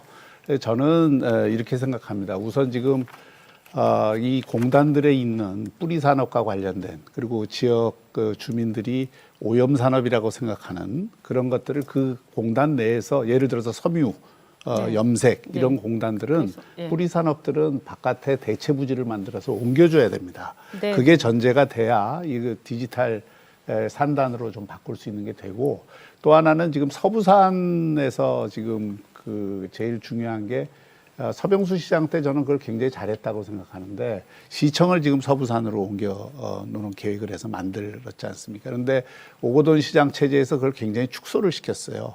그래서 서부산에서 부산의 중심적인 일이 이루어진다는 것을 그 보여주는 것이 대단히 중요하다고 생각합니다. 그래서 이 서부산 청사를 어떻게 살릴 거냐 이것도 저는 굉장히 중요하다고 생각하거든요. 네. 그래서 아까 공단 그 뿌리 산업 말씀하신 건 제가 아주 공감을 하고, 근데 제가 그 원인을 보니까 이제 염색공단이라든가 이런 공장들이 지금은 경쟁력이 없어요. 그래서 나가고 싶은데 이걸 나가자니 여기 공업지역이 아주 특이하기도 그냥 일반 공업지역으로 돼 있는 게 아니라요. 업종이 딱 정해져 있어요. 그래서 염색, 뭐 무슨 공단, 무슨 공업, 무슨 공업지역 이런 식으로 정해져 있어서 사실 지금 예를 들어서 염색 공장이 나가고 싶은데 염색 공장에 다시 들어올 수 있는 건 아니지 않습니까? 그래서 이 부분에 특혜 논란이 있어서 그랬다고는 하는데 저는 이건 특혜의 문제가 아니라 산업의 구조적 문제다. 그래서 과감하게 사실은 업종의 변경이라든가 용도 변경을 해줘야 되고요. 그리고 이제 말씀하신 것처럼 사실 땅값의 문제예요, 땅값에. 그래서 이런 부분들은 조금 우리가 하나씩 세심하게 볼 필요가 있다. 그리고 이제 이 청사 문제를 말씀을 하셨는데 서부산 청사를 제대로 이제 활성화시키는 게 저는 굉장히 필요하다. 그리고 좀 죄송한 얘기지만 지금 이제 연제구보다는 저는 좀 서부산 쪽으로 이렇게 와야 되지 않. 너무 지나치게 동부산 쪽이 발달돼 있다. 제가 주도권 마지막 말씀을 제가 드리겠습니다. 네. 좋은 의견이시고요. 그래서 저는 제가 시장이 되면 이 서부산 청사를 적극적으로 활용하는 정책을 쓰고 거기서 직무를 상당히 보는 그런 시정을 펼치겠습니다. 시간이 다 돼서. 네, 그렇습니다. 네, 이번에는 박성훈 후보에게 주도권을 드리겠습니다. 토론 그러니까 그 질문에서 제가 답을 할 시간을 많이 주시지 않으셔가지고 제가 경제부시장으로 있으면서 그 말씀하셨던 그런 뭐 섬유라든지 염색 이처럼 어려운 그 업종 코드를 들어야지만 들어갈 수 있는 업종들에 대해서는 제가 그걸 풀기 위해서 많이 우리 부산시 공무원들과 함께 노력을 했습니다. 아마 이제 제가 시장이 되면 그런 부분들에 대해서 좀 더 관심을 가지고 서부산 발전을 위한 그런 다양한 프로젝트들, 저는 산업도 중요하지만 사실 부산의 동서를 가르고 있는 경부선 철도 이 부분도 굉장히 중요하다고 생각을 합니다. 결국 지하화 또는 뭐 직선화를 통해서 단절된 서부산권을 발전시킬 수 있는 그런 모멘텀을 만드는 것도 매우 중요하다고 생각을 하고요. 제가 하나 여쭤보도록 하겠습니다. 우리 박형준 후보님께서 지난번에 제가 삼성 유치 공약 말씀하셨을 때 아주 좋은 일이다라고 말씀을 해주셨습니다. 지금도 그 생각은 변함이 없으신 거죠? 예, 그 유치하는 것이야 좋은 일이죠. 네. 예. 제가 많은 후보님들이 대기업 유치에 대한 공약들을 말씀을 하셨습니다. 하지만 구체적으로 어떤 산업을, 어떤 기업을 언제 어떻게 유치하겠다라고 말씀을 하신 후보님들은 없으셨습니다. 저는 구체적으로 말씀을 드렸습니다. 왜냐하면 제가 해왔던 그리고 추진하던 일이기 때문에 구체적으로 말씀을 드릴 수가 있었고요. 제가 BRFC 63층의 외국계 금융기관을 10년 만에 처음 유치를 했다라고 말씀을 드렸더니 후보님께서 몇 평이냐, 몇 명이 왔냐라고 말씀을 하셨습니다. 제가 그때 금융의 어떤 메커니즘을 잘 모르시고 하는 발언인 것 같다라고 말씀을 드렸습니다. 왜냐하면 금융은 대표적인 규제 산업, 라이센스 산업입니다. 진입 장벽이 높습니다. 그래서 선발대 개념으로 처음에 몇 명이 들어오게 되는 거죠. 왜냐하면 라이센스를 얻는데도 몇 년이 걸리는 그런 아주 지난한 과정이 있습니다. 우리 후보님, 지금도 그 생각 변함이 없으십니까? 제가 사실은 그날 토론을 하고 나서 그날 저녁에 많은 금융업계 종사자분들로부터 전화를 받았습니다. 금융기관을 유치했는데 몇 명이 왔냐? 쓰고 있는 면적이 몇 평이냐라고 묻는 거는 굉장히 난센스라는 말을 하셨습니다. 그 부분에 대해서 후보님 어떻게 생각을 하십니까? 네, 그 부분에 대해서 조금 노력을 하셨는데 그 인정을 못 받으신 거에 대해서 마음이 상했다면 제가 죄송하게 생각하는데, 제가 말씀드렸던 요지는 그런 겁니다. 우리가 이 글로벌 금융기관을 유치한다 그랬을 때 그 유치의 노력을 제가 폄하하는 것이 아니고 그것이 현재 어디까지 와 있느냐 하는 것을 제가 말씀을 드렸던 거고. 제가 한번 여쭤보겠습니다. 참 많은 부산시 공무원들 헌신적으로 뛰었습니다. 그게 그렇게 쉬운 일이었으면 10년 동안 왜 유치를 못했을까요? 근데 네, 제가 말씀드리겠습니다. 후보님, 스몰 라이센스라고 혹시 들어보셨습니까?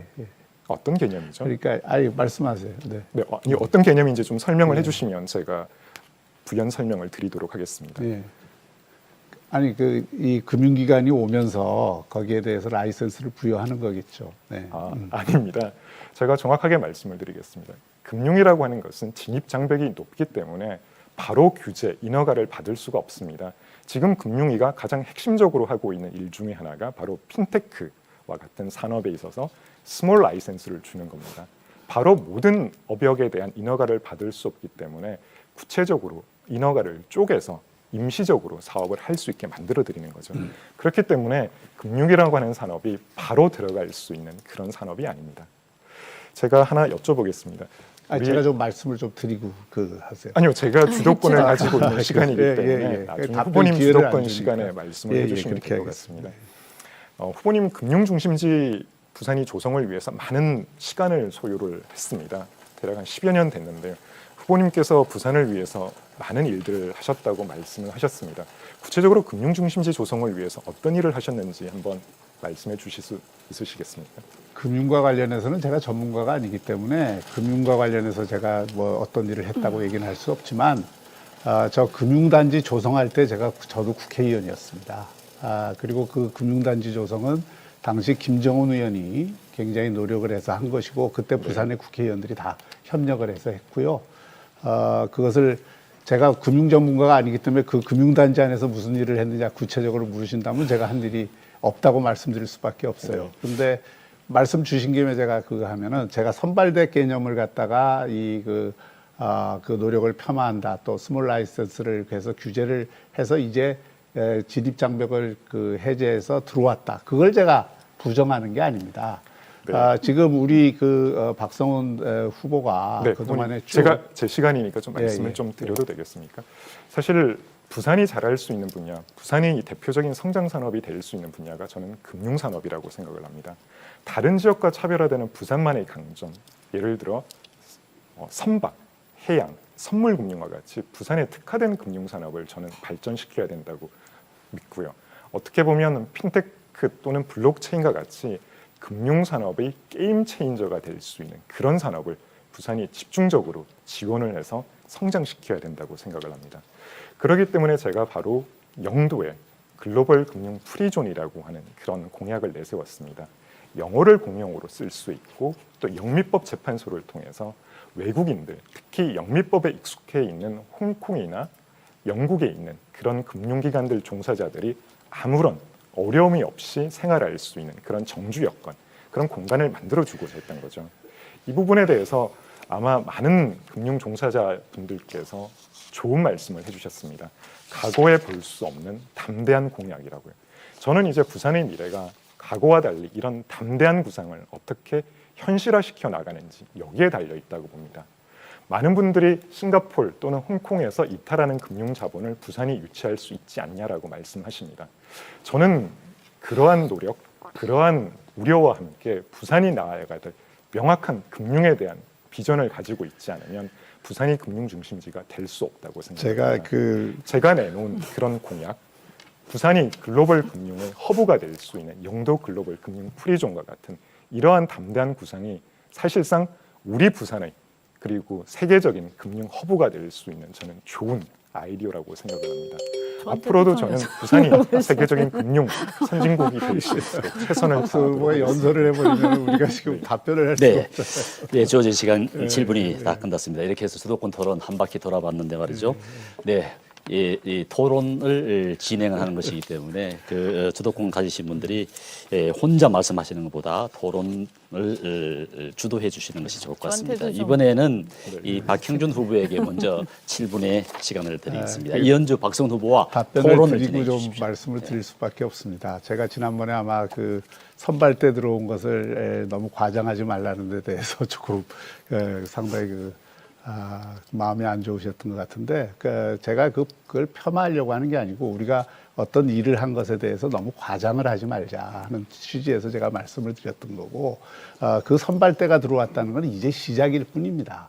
지금 아시다시피 우리가 금융 단지를 거기에 조성을 해서 오랫동안 노력을 했지만 사실 그다지 큰 성과가 있는 게 아니에요. 지금 좋은 말씀을 했는데 저는 우리 그 부산이 금융도시로 가는데 두 개가 있다고 생각합니다. 방법이. 하나는 블록체인과 관련해서 새로운 그 디지털 자산 거래소를 저는 들여와야 된다고 생각합니다. 제가 지금 그 준비를 굉장히 나름대로는 열심히 하고 있습니다.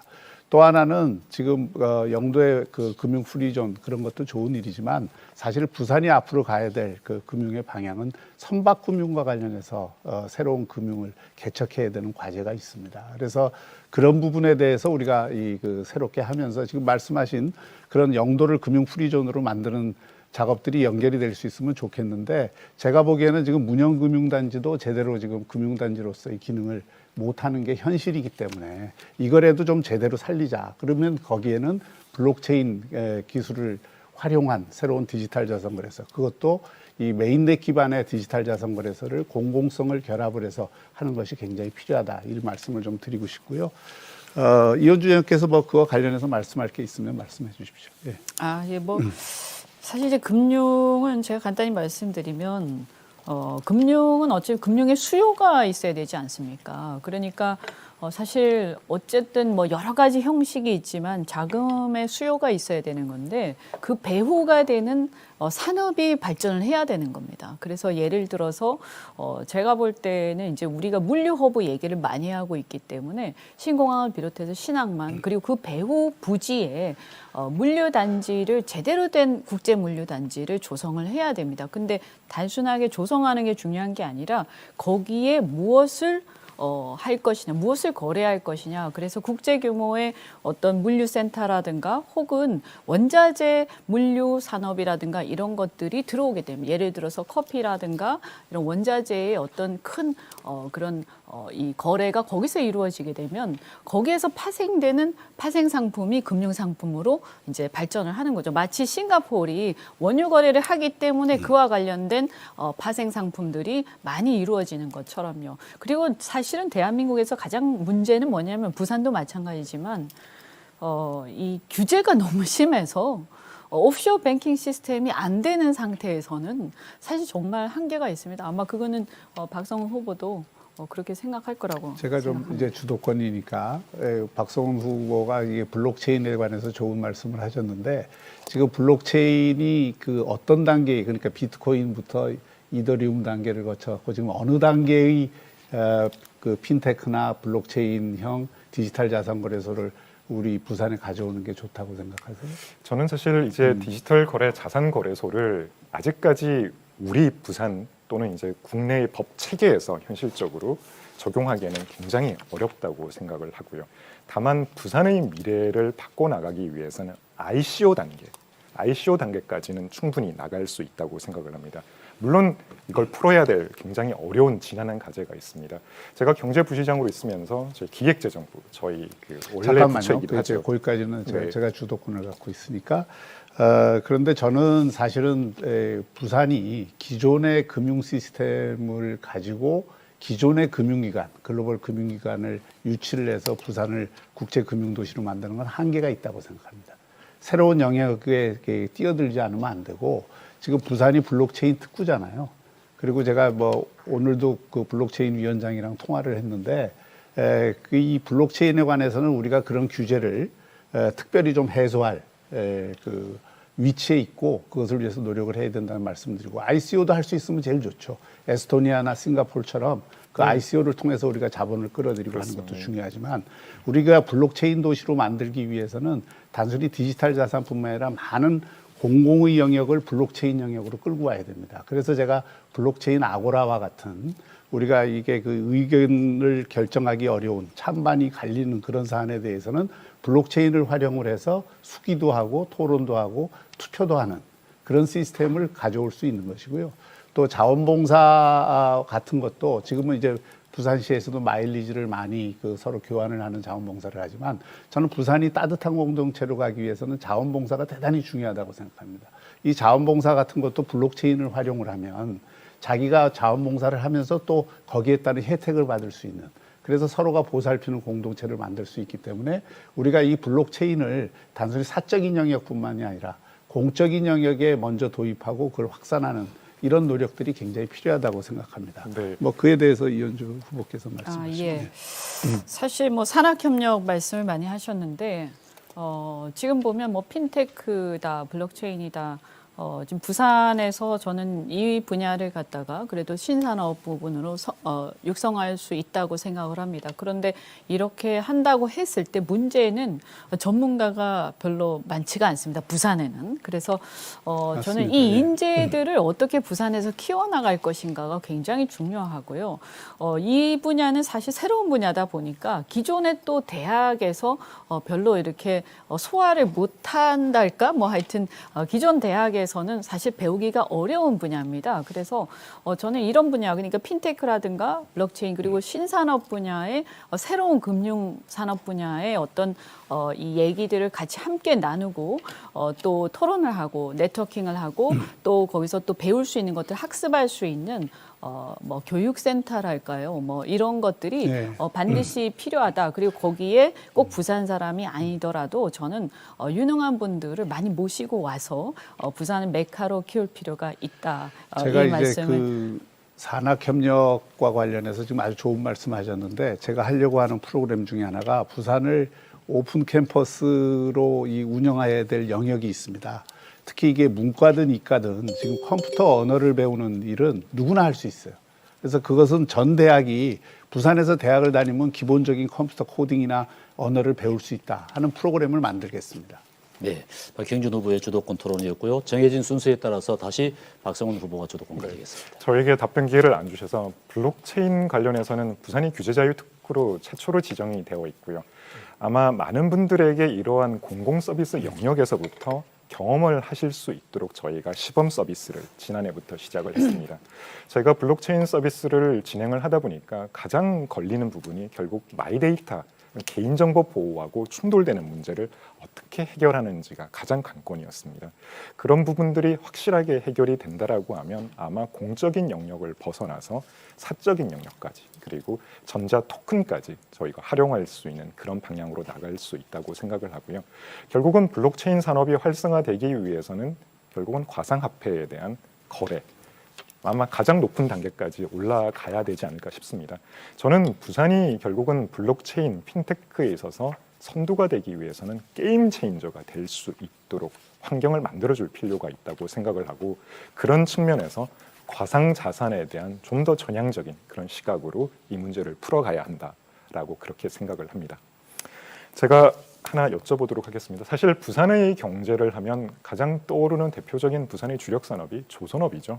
지난번에 박형준 후보님에게 제가 여쭤봤었던 것 같은데 이 한진중공업 매각은 아마 부산의 주력 산업 또 관련되어 있는 협력업체, 종사자들까지 포함해서 아마 부산의 미래를 좌우할 수 있는 그런 아주 큰 이슈라고 생각을 합니다.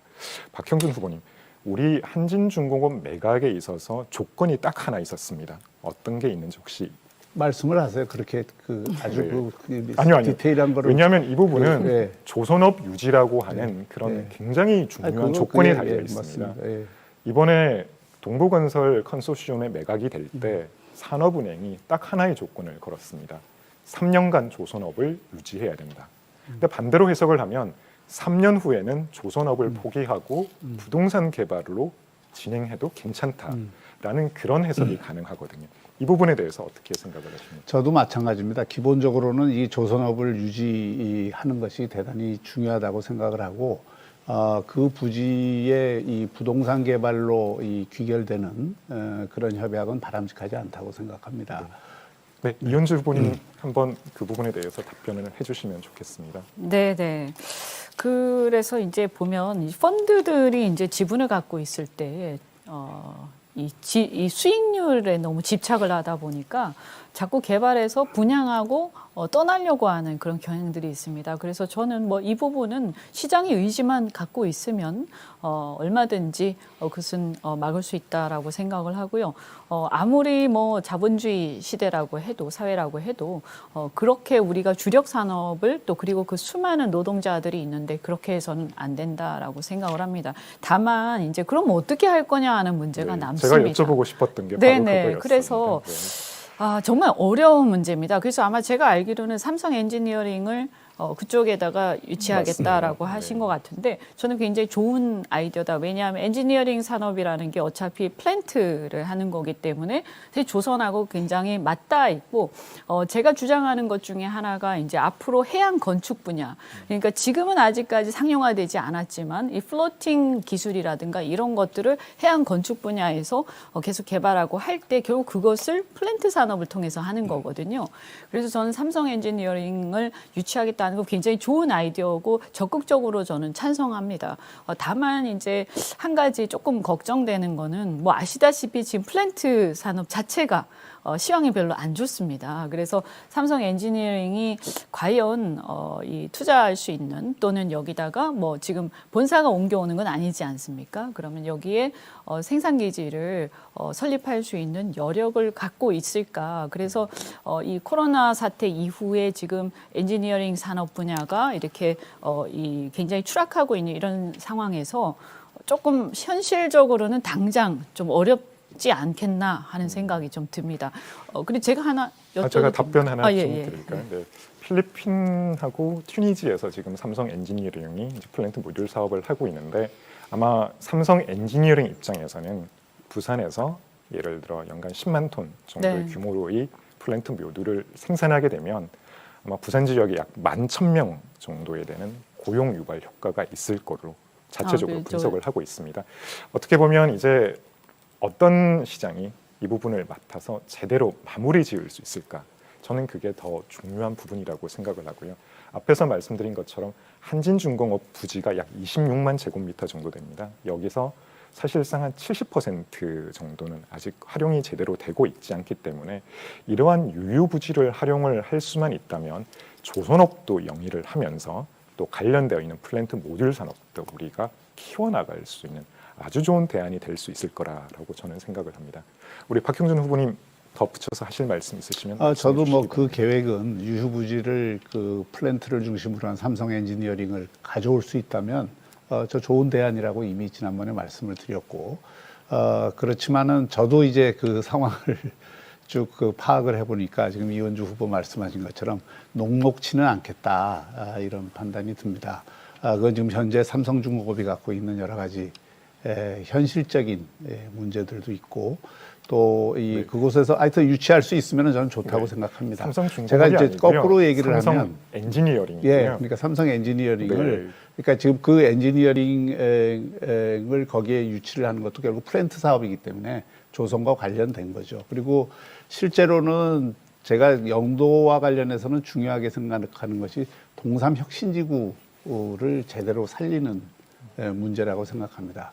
해양수산부의 그 연구기관들이 12개 중에 10개가 지금 거기에 와 있잖아요. 그런데 부산이 해양 그 수도를 지향한다 그러면 정말 그 해양 신산업 쪽으로 이 투자를 하고 그쪽을 개발을 해야 되는데 그런 쪽에 그 국책 연구기관들이 다 왔음에도 불구하고 그 연구 개발 기능을 우리가 충분히 활용을 못하고 있다. 이런 좀 아쉬움이 있어서 그 해양 그 연구기관들과 부산시가 적극적으로 협력을 해서 새로운 어떤 프로젝트들을 발굴하는 것이 대단히 중요하다 이렇게 생각합니다. 그래서 스템 빌리지라든지 다양하게 연구 개발할 수 있는 프로젝트를 현재 진행을 하고 있고요.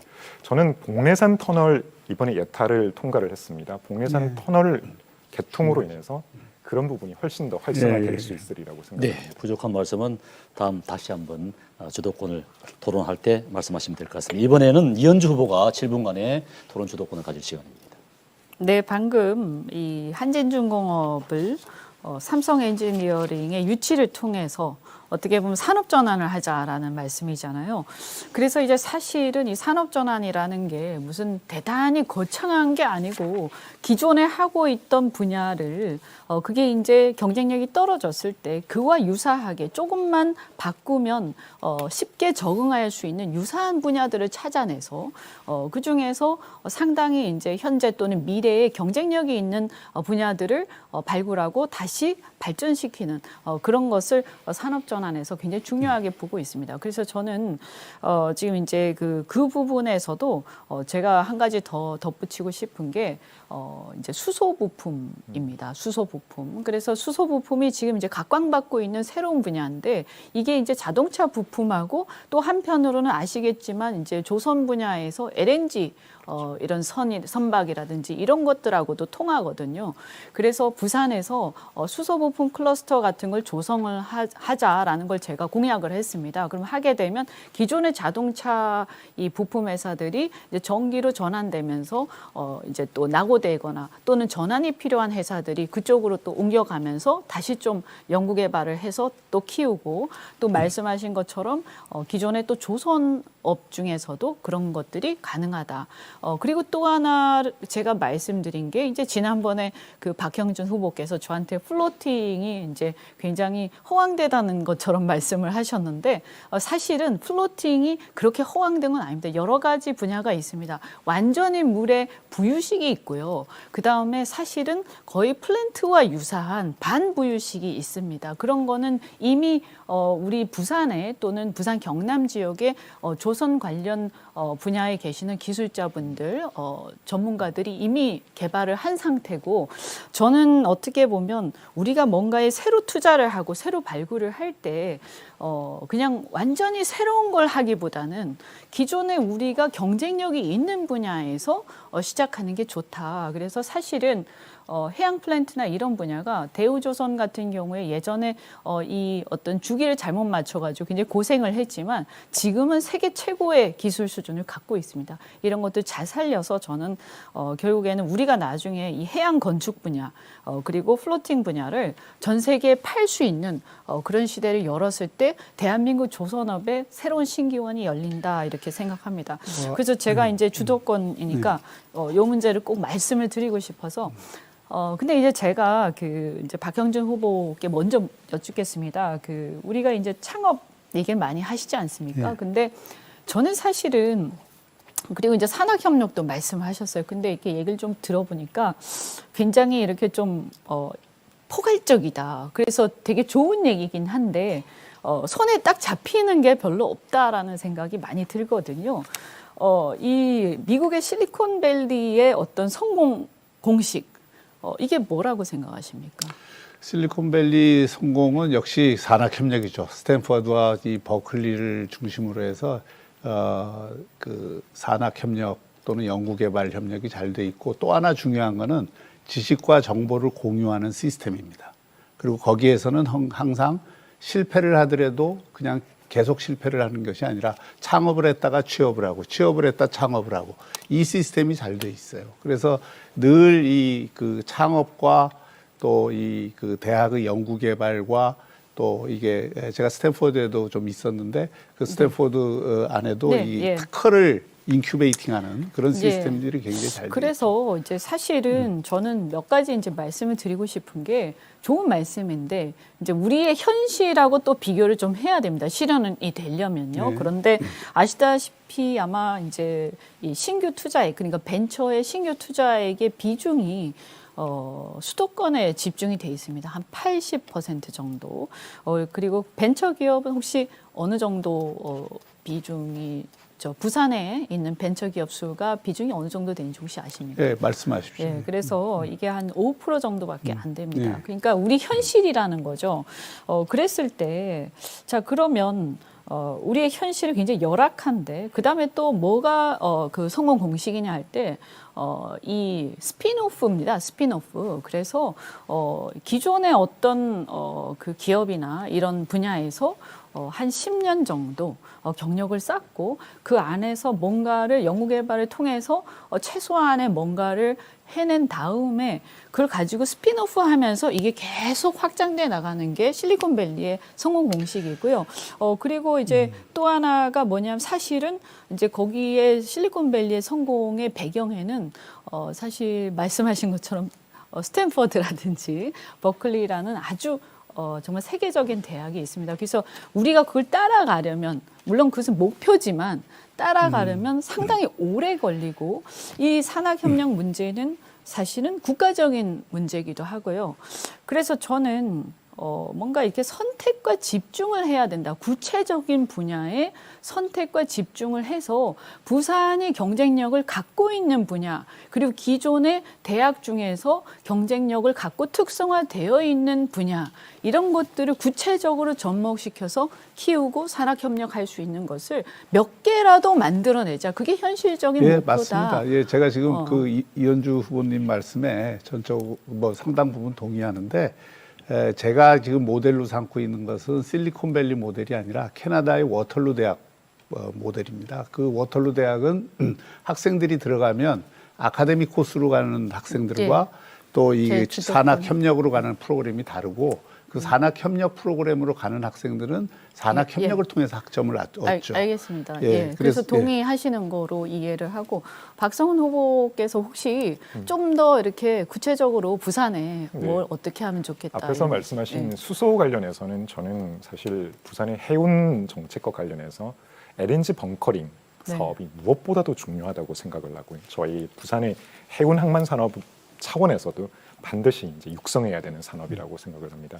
또 수소 말씀을 하셨으니까 제가 메가시티, 동남권 강역 경제 공동체 또는 그런 개념을 넘었을 때도 울산 같은 경우는 수소 자동차, 창원은 수소 충전, 부산은 수소 모빌리티 이처럼 각자가 협력해서 부가가치를 높일 수 있는 그런 여지가 굉장히 많거든요. 네. 이런 방향으로 진행을 해 나가야 된다고. 네, 주도권 토론 두 바퀴를 돌았는데 매우 진지하고 내용상 깊이 있는 토론이 되고 있는 것으로 생각이 됩니다. 주도권 토론 다시 한번 이어가겠습니다. 박성훈 후보에게 다시 질문의 기회 드리겠습니다. 우리 박형준 후보님께 여쭙도록 하겠습니다. 후보님, 부산 시민이 원하는 시장은 어떤 분일까요? 네. 저는 지금이야말로 복합적인 능력이 필요하다고 생각합니다. 우리 박성훈 후보님처럼 경제 전문가도 필요하지만 사실은 전체를 아우르는 정치적 리더십도 필요하고요. 또 중앙 정부나 또 부산의 그 중앙의 기업들이나 이런 광범한 인맥, 자원 동원 능력도 필요하고 또 이 부산 시민들과 제대로 소통하고 그들이 무엇을 요구하는지를 제대로 운반할 수 있는 소통 능력도 대단히 중요하다고 생각합니다. 맞습니다. 기왕이면 경제 전문가로서 정치력도 가지고 있고 소통할 수 있는 그런 능력을 겸비한 사람이면 정말 좋겠죠. 제가 한번 여쭤보도록 하겠습니다. 부산 시민들이 원하는 시장, 저는 첫 번째 부산에 많은 일자리를 만들어낼 수 있는 그런 일자리를 만드는 시장이라고 생각을 합니다. 제가 한번 여쭤보도록 하겠습니다. 운동권 출신으로 또 국회의원도 지내시고 또 전직 대통령의 측근으로 청와대에서 고위직도 지내시고 국회 사무총장까지 하셨습니다. 어떤 분의 이력일까요? 말씀하세요. 네, 바로 부산시장 민주당 보궐선거 예비후보 김영춘 후보의 이력입니다. 어떻게 보면 우리 박형준 후보님과 굉장히 유사하다는 생각을 했습니다. 저는 부산시장이 부산의 일자리를 만드는 시장이어야 된다고 생각을 합니다. 어떻게 보면 부산의 본인의 일자리를 찾아서 나오는 그런 시장이 아니라 부산을 위해서 부산의 일자리를 만드는 시장이 되어야 된다고 생각을 합니다. 박형준 후보님에 대해서는 많은 분들이 좋은 말씀들을 많이 하십니다. 합리주의적이고 또 여러 가지 면에서 아주 설득력도 있으시고 하지만 본선 경쟁력을 말씀하시는 그런 분들도 많이 계시죠. 제가 생각할 때 이러한 김영춘 후보와 차별화되는 우리 박형준 후보님의 본선 경쟁력 어떤 게 있을지 말씀해 주시면 감사합니다. 좋겠습니다. 그렇게 질문해 주시니까 저는 제가 살아오면서 제가 있는 곳에서 족적을 남기지 않고 살지 않았습니다. 제가 있는 곳에서는 항상 성과를 남겼어요. 뭐 옛날 얘기할 거 없이 제가 국회 사무총장 2년 하면서 김영춘 후보는 몇 개월밖에 안 했지만 그 국회 사무총장 하면서도 제가 국회 미래연구원을 만들어냈습니다. 그 기획부터 시작을 해서 실제로 국회의원들 다 설득을 하고 정의화 의장님 시절에 안 된 거를 정세균 의장님까지 설득을 하면서 제가 만들어냈어요. 아까도 말씀을 드렸지만 강서 그린벨트 1000만 평 해제 이거 경제 문제입니다. 그것을 제가 인수위 때 허남식 시장과 협력을 해서 그걸 실제로 만들어냈어요. 그러니까 제가 있었던 곳에 오히려 거꾸로 우리 박성원 부시장님은 부시장 1년 한 동안의 성과를 굉장히 강조하시는데 제가 살아오면서 학자로 살았든 아니면 시민운동가로 살았든 또는 청와대 수석으로 살았든 많은 또는 국회의원으로든 네, 알겠습니다. 제가 어떤 일이든 그 자리에 있으면서 아무것도 하지 않은 사람하고 비교를 하지 마십시오. 네. 자리를 지킨 사람이 아닙니다. 저는 네. 그 안에서 항상 뭔가 새로운 걸 만들고 네, 알겠습니다. 적어도 후보님. 만들어냈어요. 네, 예. 제가 여쭤보고 싶었던 것은 김영춘 후보님과의 차별화된 본인의 경쟁력을 제가 여쭤봤습니다. 그런데 두 분 다 정치를 하신 지 이제 30년 가까이 되시죠? 저는 정치한 지 30년 안 네. 됐습니다. 이제 16년 됐습니다. 네. 어떻게 보면 부산 시민들이 바라는 그런 지도자상 중에 하나가 이제는 한번 바꿔봐야 된다라고 하는 그런 말씀들을 많이 하십니다. 세대 교체를 말씀하시는 분들이 많이 계시죠. 많은 경험이 필요한 겁니다. 이 부산시장이라는 거는 제가 주도권을 행정이에요. 가지고 있는 예, 예, 예. 시간이고요. 이현주 후보님께 한번 여쭤보겠습니다. 이 세대 교체에 대해서 어떻게 생각을 하십니까? 저는 매우 절실하다 이렇게 생각합니다. 우선 시대가 급변하고 있는데 지금 보면 뭐 죄송한 말씀입니다만 우리 선배님이신 이제 86 이상의 어떤 운동권 세대 같은 경우에는 과거에 이렇게 독재라고도 말을 합니다만 어쨌든 간에 반정부 또는 이런 어떤 반민주 뭐 이런 구호를 내세우면서 민주주의 운동을 해오셨어요. 그런데 지금 이 시대에는 저는 개인의 자유, 국가 권력으로부터의 개인의 자유가 굉장히 중요한 시대고 사실 기술 발전의 수준이라든가 또 이런 경제가 완전히 글로벌한 시대로 이미 가버렸기 때문에 저는 사실은 굉장히 큰 차이가 있다. 지금 세대의 어떤 기술 수준과 그 세대의 이 선배님들의 어떤 생각 그리고 또 하나가 뭐냐면 제가 이렇게 정치를 하면서도 많이 느끼는 게 어떻게 보면 굉장히 죄송한 얘기입니다만 과거에 그 정의를 부르짖던 그 생각이 그때는 그랬는지 모르겠는데 이미 그 선배님들이 그 기득권 세력이 되어버렸습니다. 그런데 그렇게 과거의 그 기득권 세력에 대해서 저항하면서 물러나라고 했는데 정작 본인들이 기득권 세력이 되고 나서는 저는 이제 97세대입니다. 90년대 학번, 70년대 생인데 이 후배들에 대해서 전혀 어떤 기회를 주지 않고 계속 끝까지 선배님들이 하시려고 하는 그런 것을 보면서 이제 시대가 좀 바뀌었으니까 새로운 시대는 새로운 후배들에게 그래서 새술은 새 부대에 담자라고 말씀을 드리고 싶습니다. 네. 네, 4차 산업혁명을 떠들고 있는 그런 시대입니다. 어떻게 보면 97세대도 그렇게 젊은 나이는 아니죠. 네. 이미 외국에서는 비슷하죠. 20대 97세대. 네, 저 역시 97세대이긴 네. 합니다만 20, 30대 총리 그리고 리더가 나오고 있는 시대입니다. 세계는 급변하고 있습니다. 어떻게 보면 저희가 정체되어 있을 수도 있고요. 앞에서 박형준 후보님께서 말씀하셨듯이 경륜, 물론 중요하죠. 하지만 97세대에도 경륜을 갖추고 세계적인 리더로 커갈 수 있는 그런 인물들이 많이 있습니다. 이제 우리 국민의힘이 그런 리더를 키울 수 있는 그런 토양을 만들어줘야 된다고 저는 생각을 합니다. 아마 많은 분들께서 동의하시리라고 생각을 합니다. 네, 잘 들었습니다. 이번에는 이현주 후보가 주도권을 가질 차례입니다. 지금 이게 마지막 그렇습니다. 마지막 주도권 토론입니다. 네, 그 박형준 후보께 좀 여쭙고 싶은데 지난번에 이제 저하고 토론할 때 이제 탄핵 말씀을 하셨어요. 저는 그 당시 이제 민주당에 있었고 야당 의원이었습니다. 사실은 그 건과 관련해서 저도 굉장히 심경도 복잡하고 생각도 복잡합니다. 제가 알기로는 박형준 후보께서 과거에 이제 이명박 캠프에서 대변인을 하던 시절에 최태민 박근혜 그 루머와 관련해서 천벌을 받을 각오로 묻겠다라면서 이제 사실은 그런 어떤 굉장히 사실 어떻게 보면 정말 마타도어라고 할 수 있을 정도의 그런 질문들을 막 던지셨는데 그때 당시에는 이제 경성 캠프였으니까 그랬을 것이다라고 생각은 하지만 어떻게 보면 그런 것들이 굉장히 아픈 내용들이 되었고 그것이 나중에 탄핵되는 데 있어서 국민들 사이에 어떤 저변을 형성하는 사실은 혼자 하신 건 아니지만 그 당시에 그렇게 퍼졌던 많은 논란들이 결국에는 씨앗이 되기도 했다라고 저는 생각을 합니다.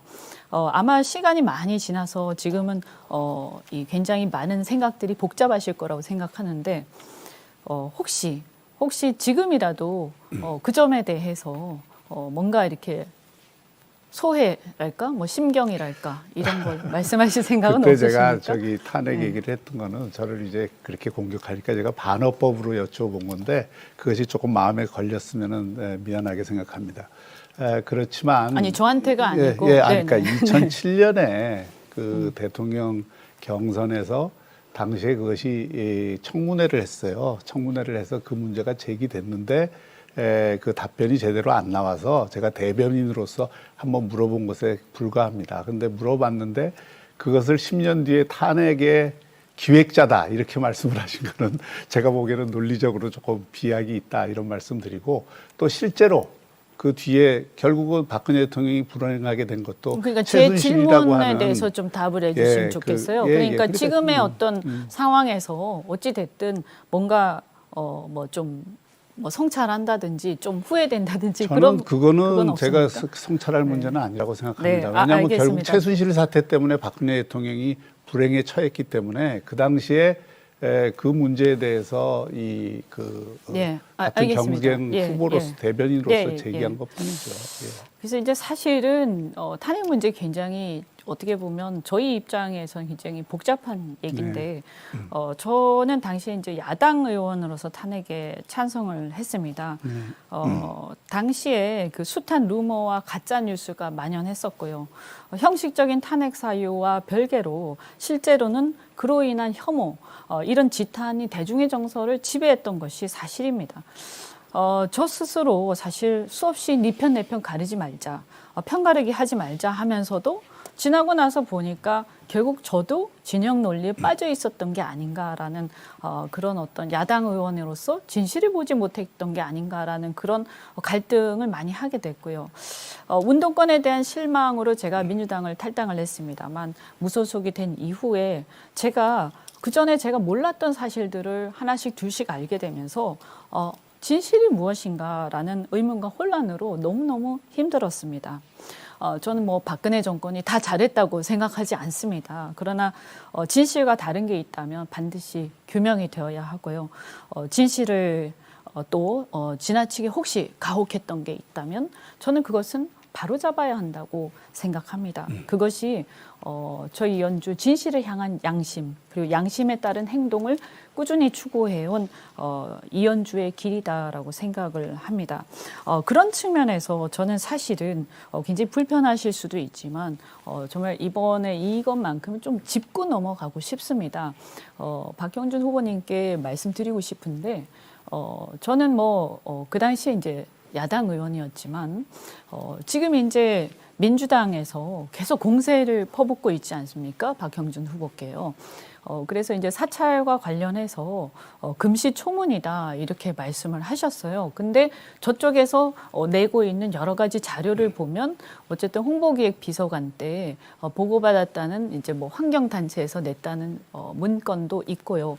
그래서 저는 걱정스럽습니다. 진심으로 이게 뭔가 지금 우리가 경쟁하는 관계에서 꼭 이겨야 되기 때문에 제가 디스를 한다든지 이런 게 아니고 이런 문제가 계속 가서 그래서 뭐냐 결국에는 제가 볼 때 민주당은 MB 대 노무현의 구도로 이 선거를 몰고 가려고 하는 것 같거든요. 그랬을 때 과연 극복하실 수 있겠나? 그것이 본인 개인의 문제가 아니라 하더라도 저는 이 구도를 극복하기가 굉장히 힘드실 텐데 죄송한 얘기입니다만 저희 후배들에게 저희는 사실은 그런 어떤 책임으로부터 자유롭습니다. 네. 예, 제가 그래서 조금 답변을 양보를 드릴게요. 하실 생각은 없는지. 그리고 네. 이 두 분이 정말 미래의 그 세대로서 부산의 미래도 책임지시고 한국의 정치 책임도 져주시면 좋겠습니다.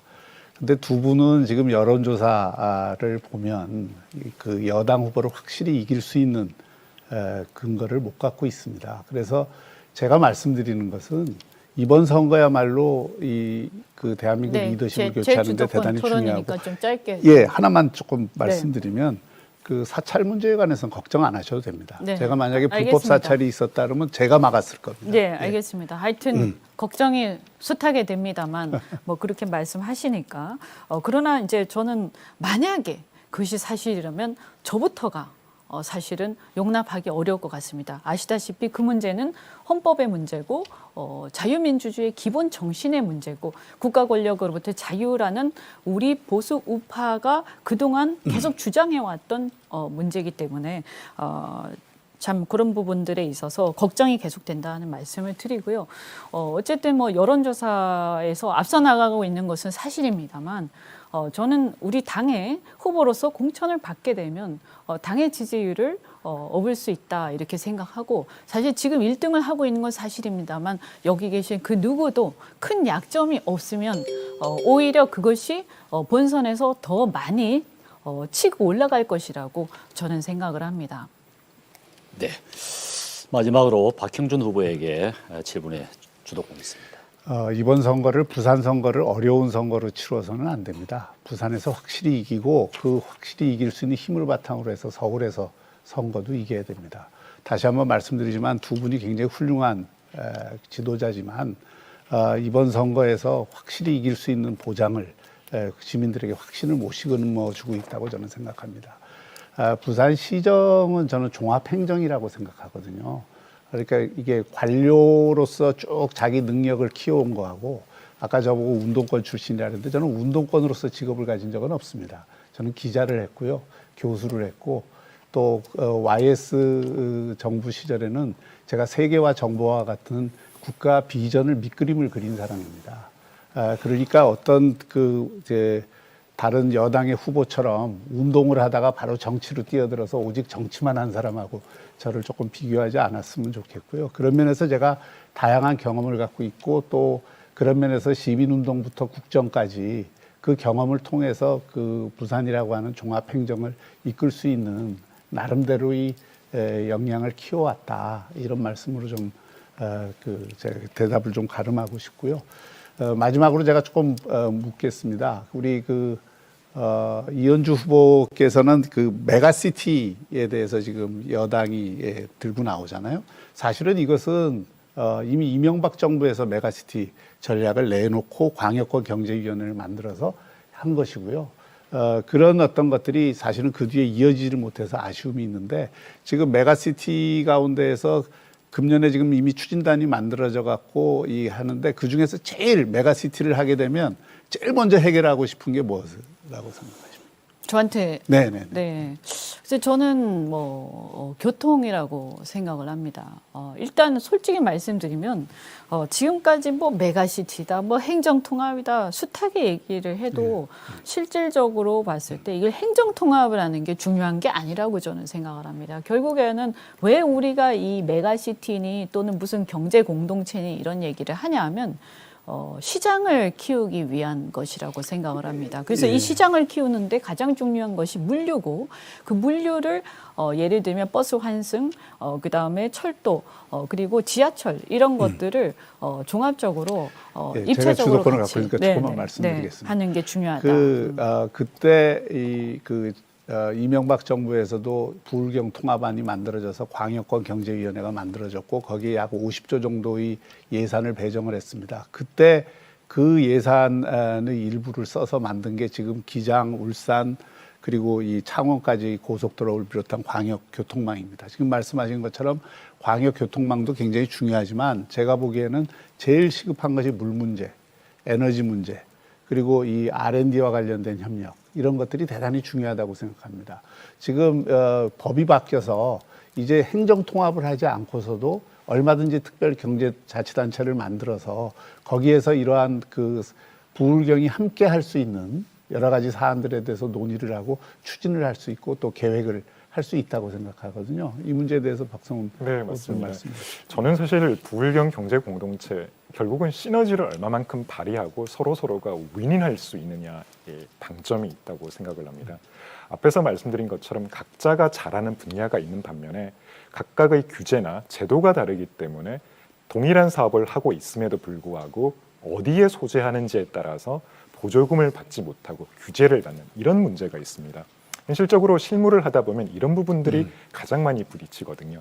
저는 그래서 일단 생활 공동체를 만들어가고 경제 공동체를 만들어가면서 느슨한 형태로부터 시작을 해서 제가 주도권을 그 가운데에서도 가장 중요한 게 저는 물 문제라고 생각합니다. 부산 시민들이 지금 88%를 낙동강에서 물을 공급을 받고 있는데 이 그 낙동강 물에 대한 불신이 워낙 크기 때문에 이 문제를 해결하기 위해서는 사실 난강댐이나 합천댐 물을 끌어와야 되거든요.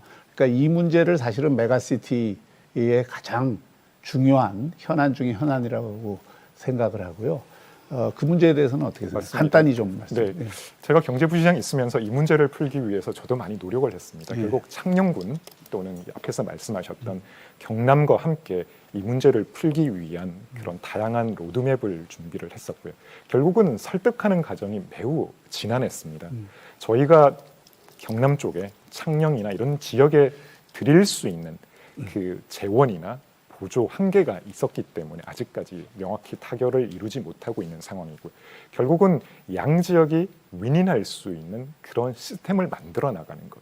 저는 그게 물 문제를 포함해서 부산, 울산, 경남이 메가시티로 나아가는 그리고 이제 그 메가시티로 나가는데 이 또 하나 이 전례가 되는 것 중에 하나가 경제자유국 그 구역이잖아요. 그러니까 그 청도 지금 공동으로 운영하기로 돼 있는데 어떤 그 도가 하느냐에 따라서 이것이 잘 운영이 안 되는 이런 문제들이 계속 발생을 했어요. 그러니까 이 문제에 대해서는 정말 부산이 더 절실한데 그 어떻게 생각하세요? 맞습니다. 이 물 문제도 앞에서 말씀드린 창녕이나 합천을 설득하는 그런 문제도 있고요. 나머지 부분도 결국은 부산이 얼마나 절박감을 가지고 지역 경남이나 인접 지역을 설득하느냐 이 부분이 저는 굉장히 중요한 이슈라고 생각을 합니다. 그리고 또 하나 리더의 의지가 저는 무엇보다도 중요하다고 판단을 하고요. 그리고 이제 에너지 문제도 저는 굉장히 중요하다고 생각을 맞습니다. 합니다. 지금 우리 부산, 울산, 경남이 4차 산업혁명이나 이런 곳으로 가려면 전기에 뒷받침이 되지 않으면 에너지 뒷받침이 되지 않으면 불가능합니다.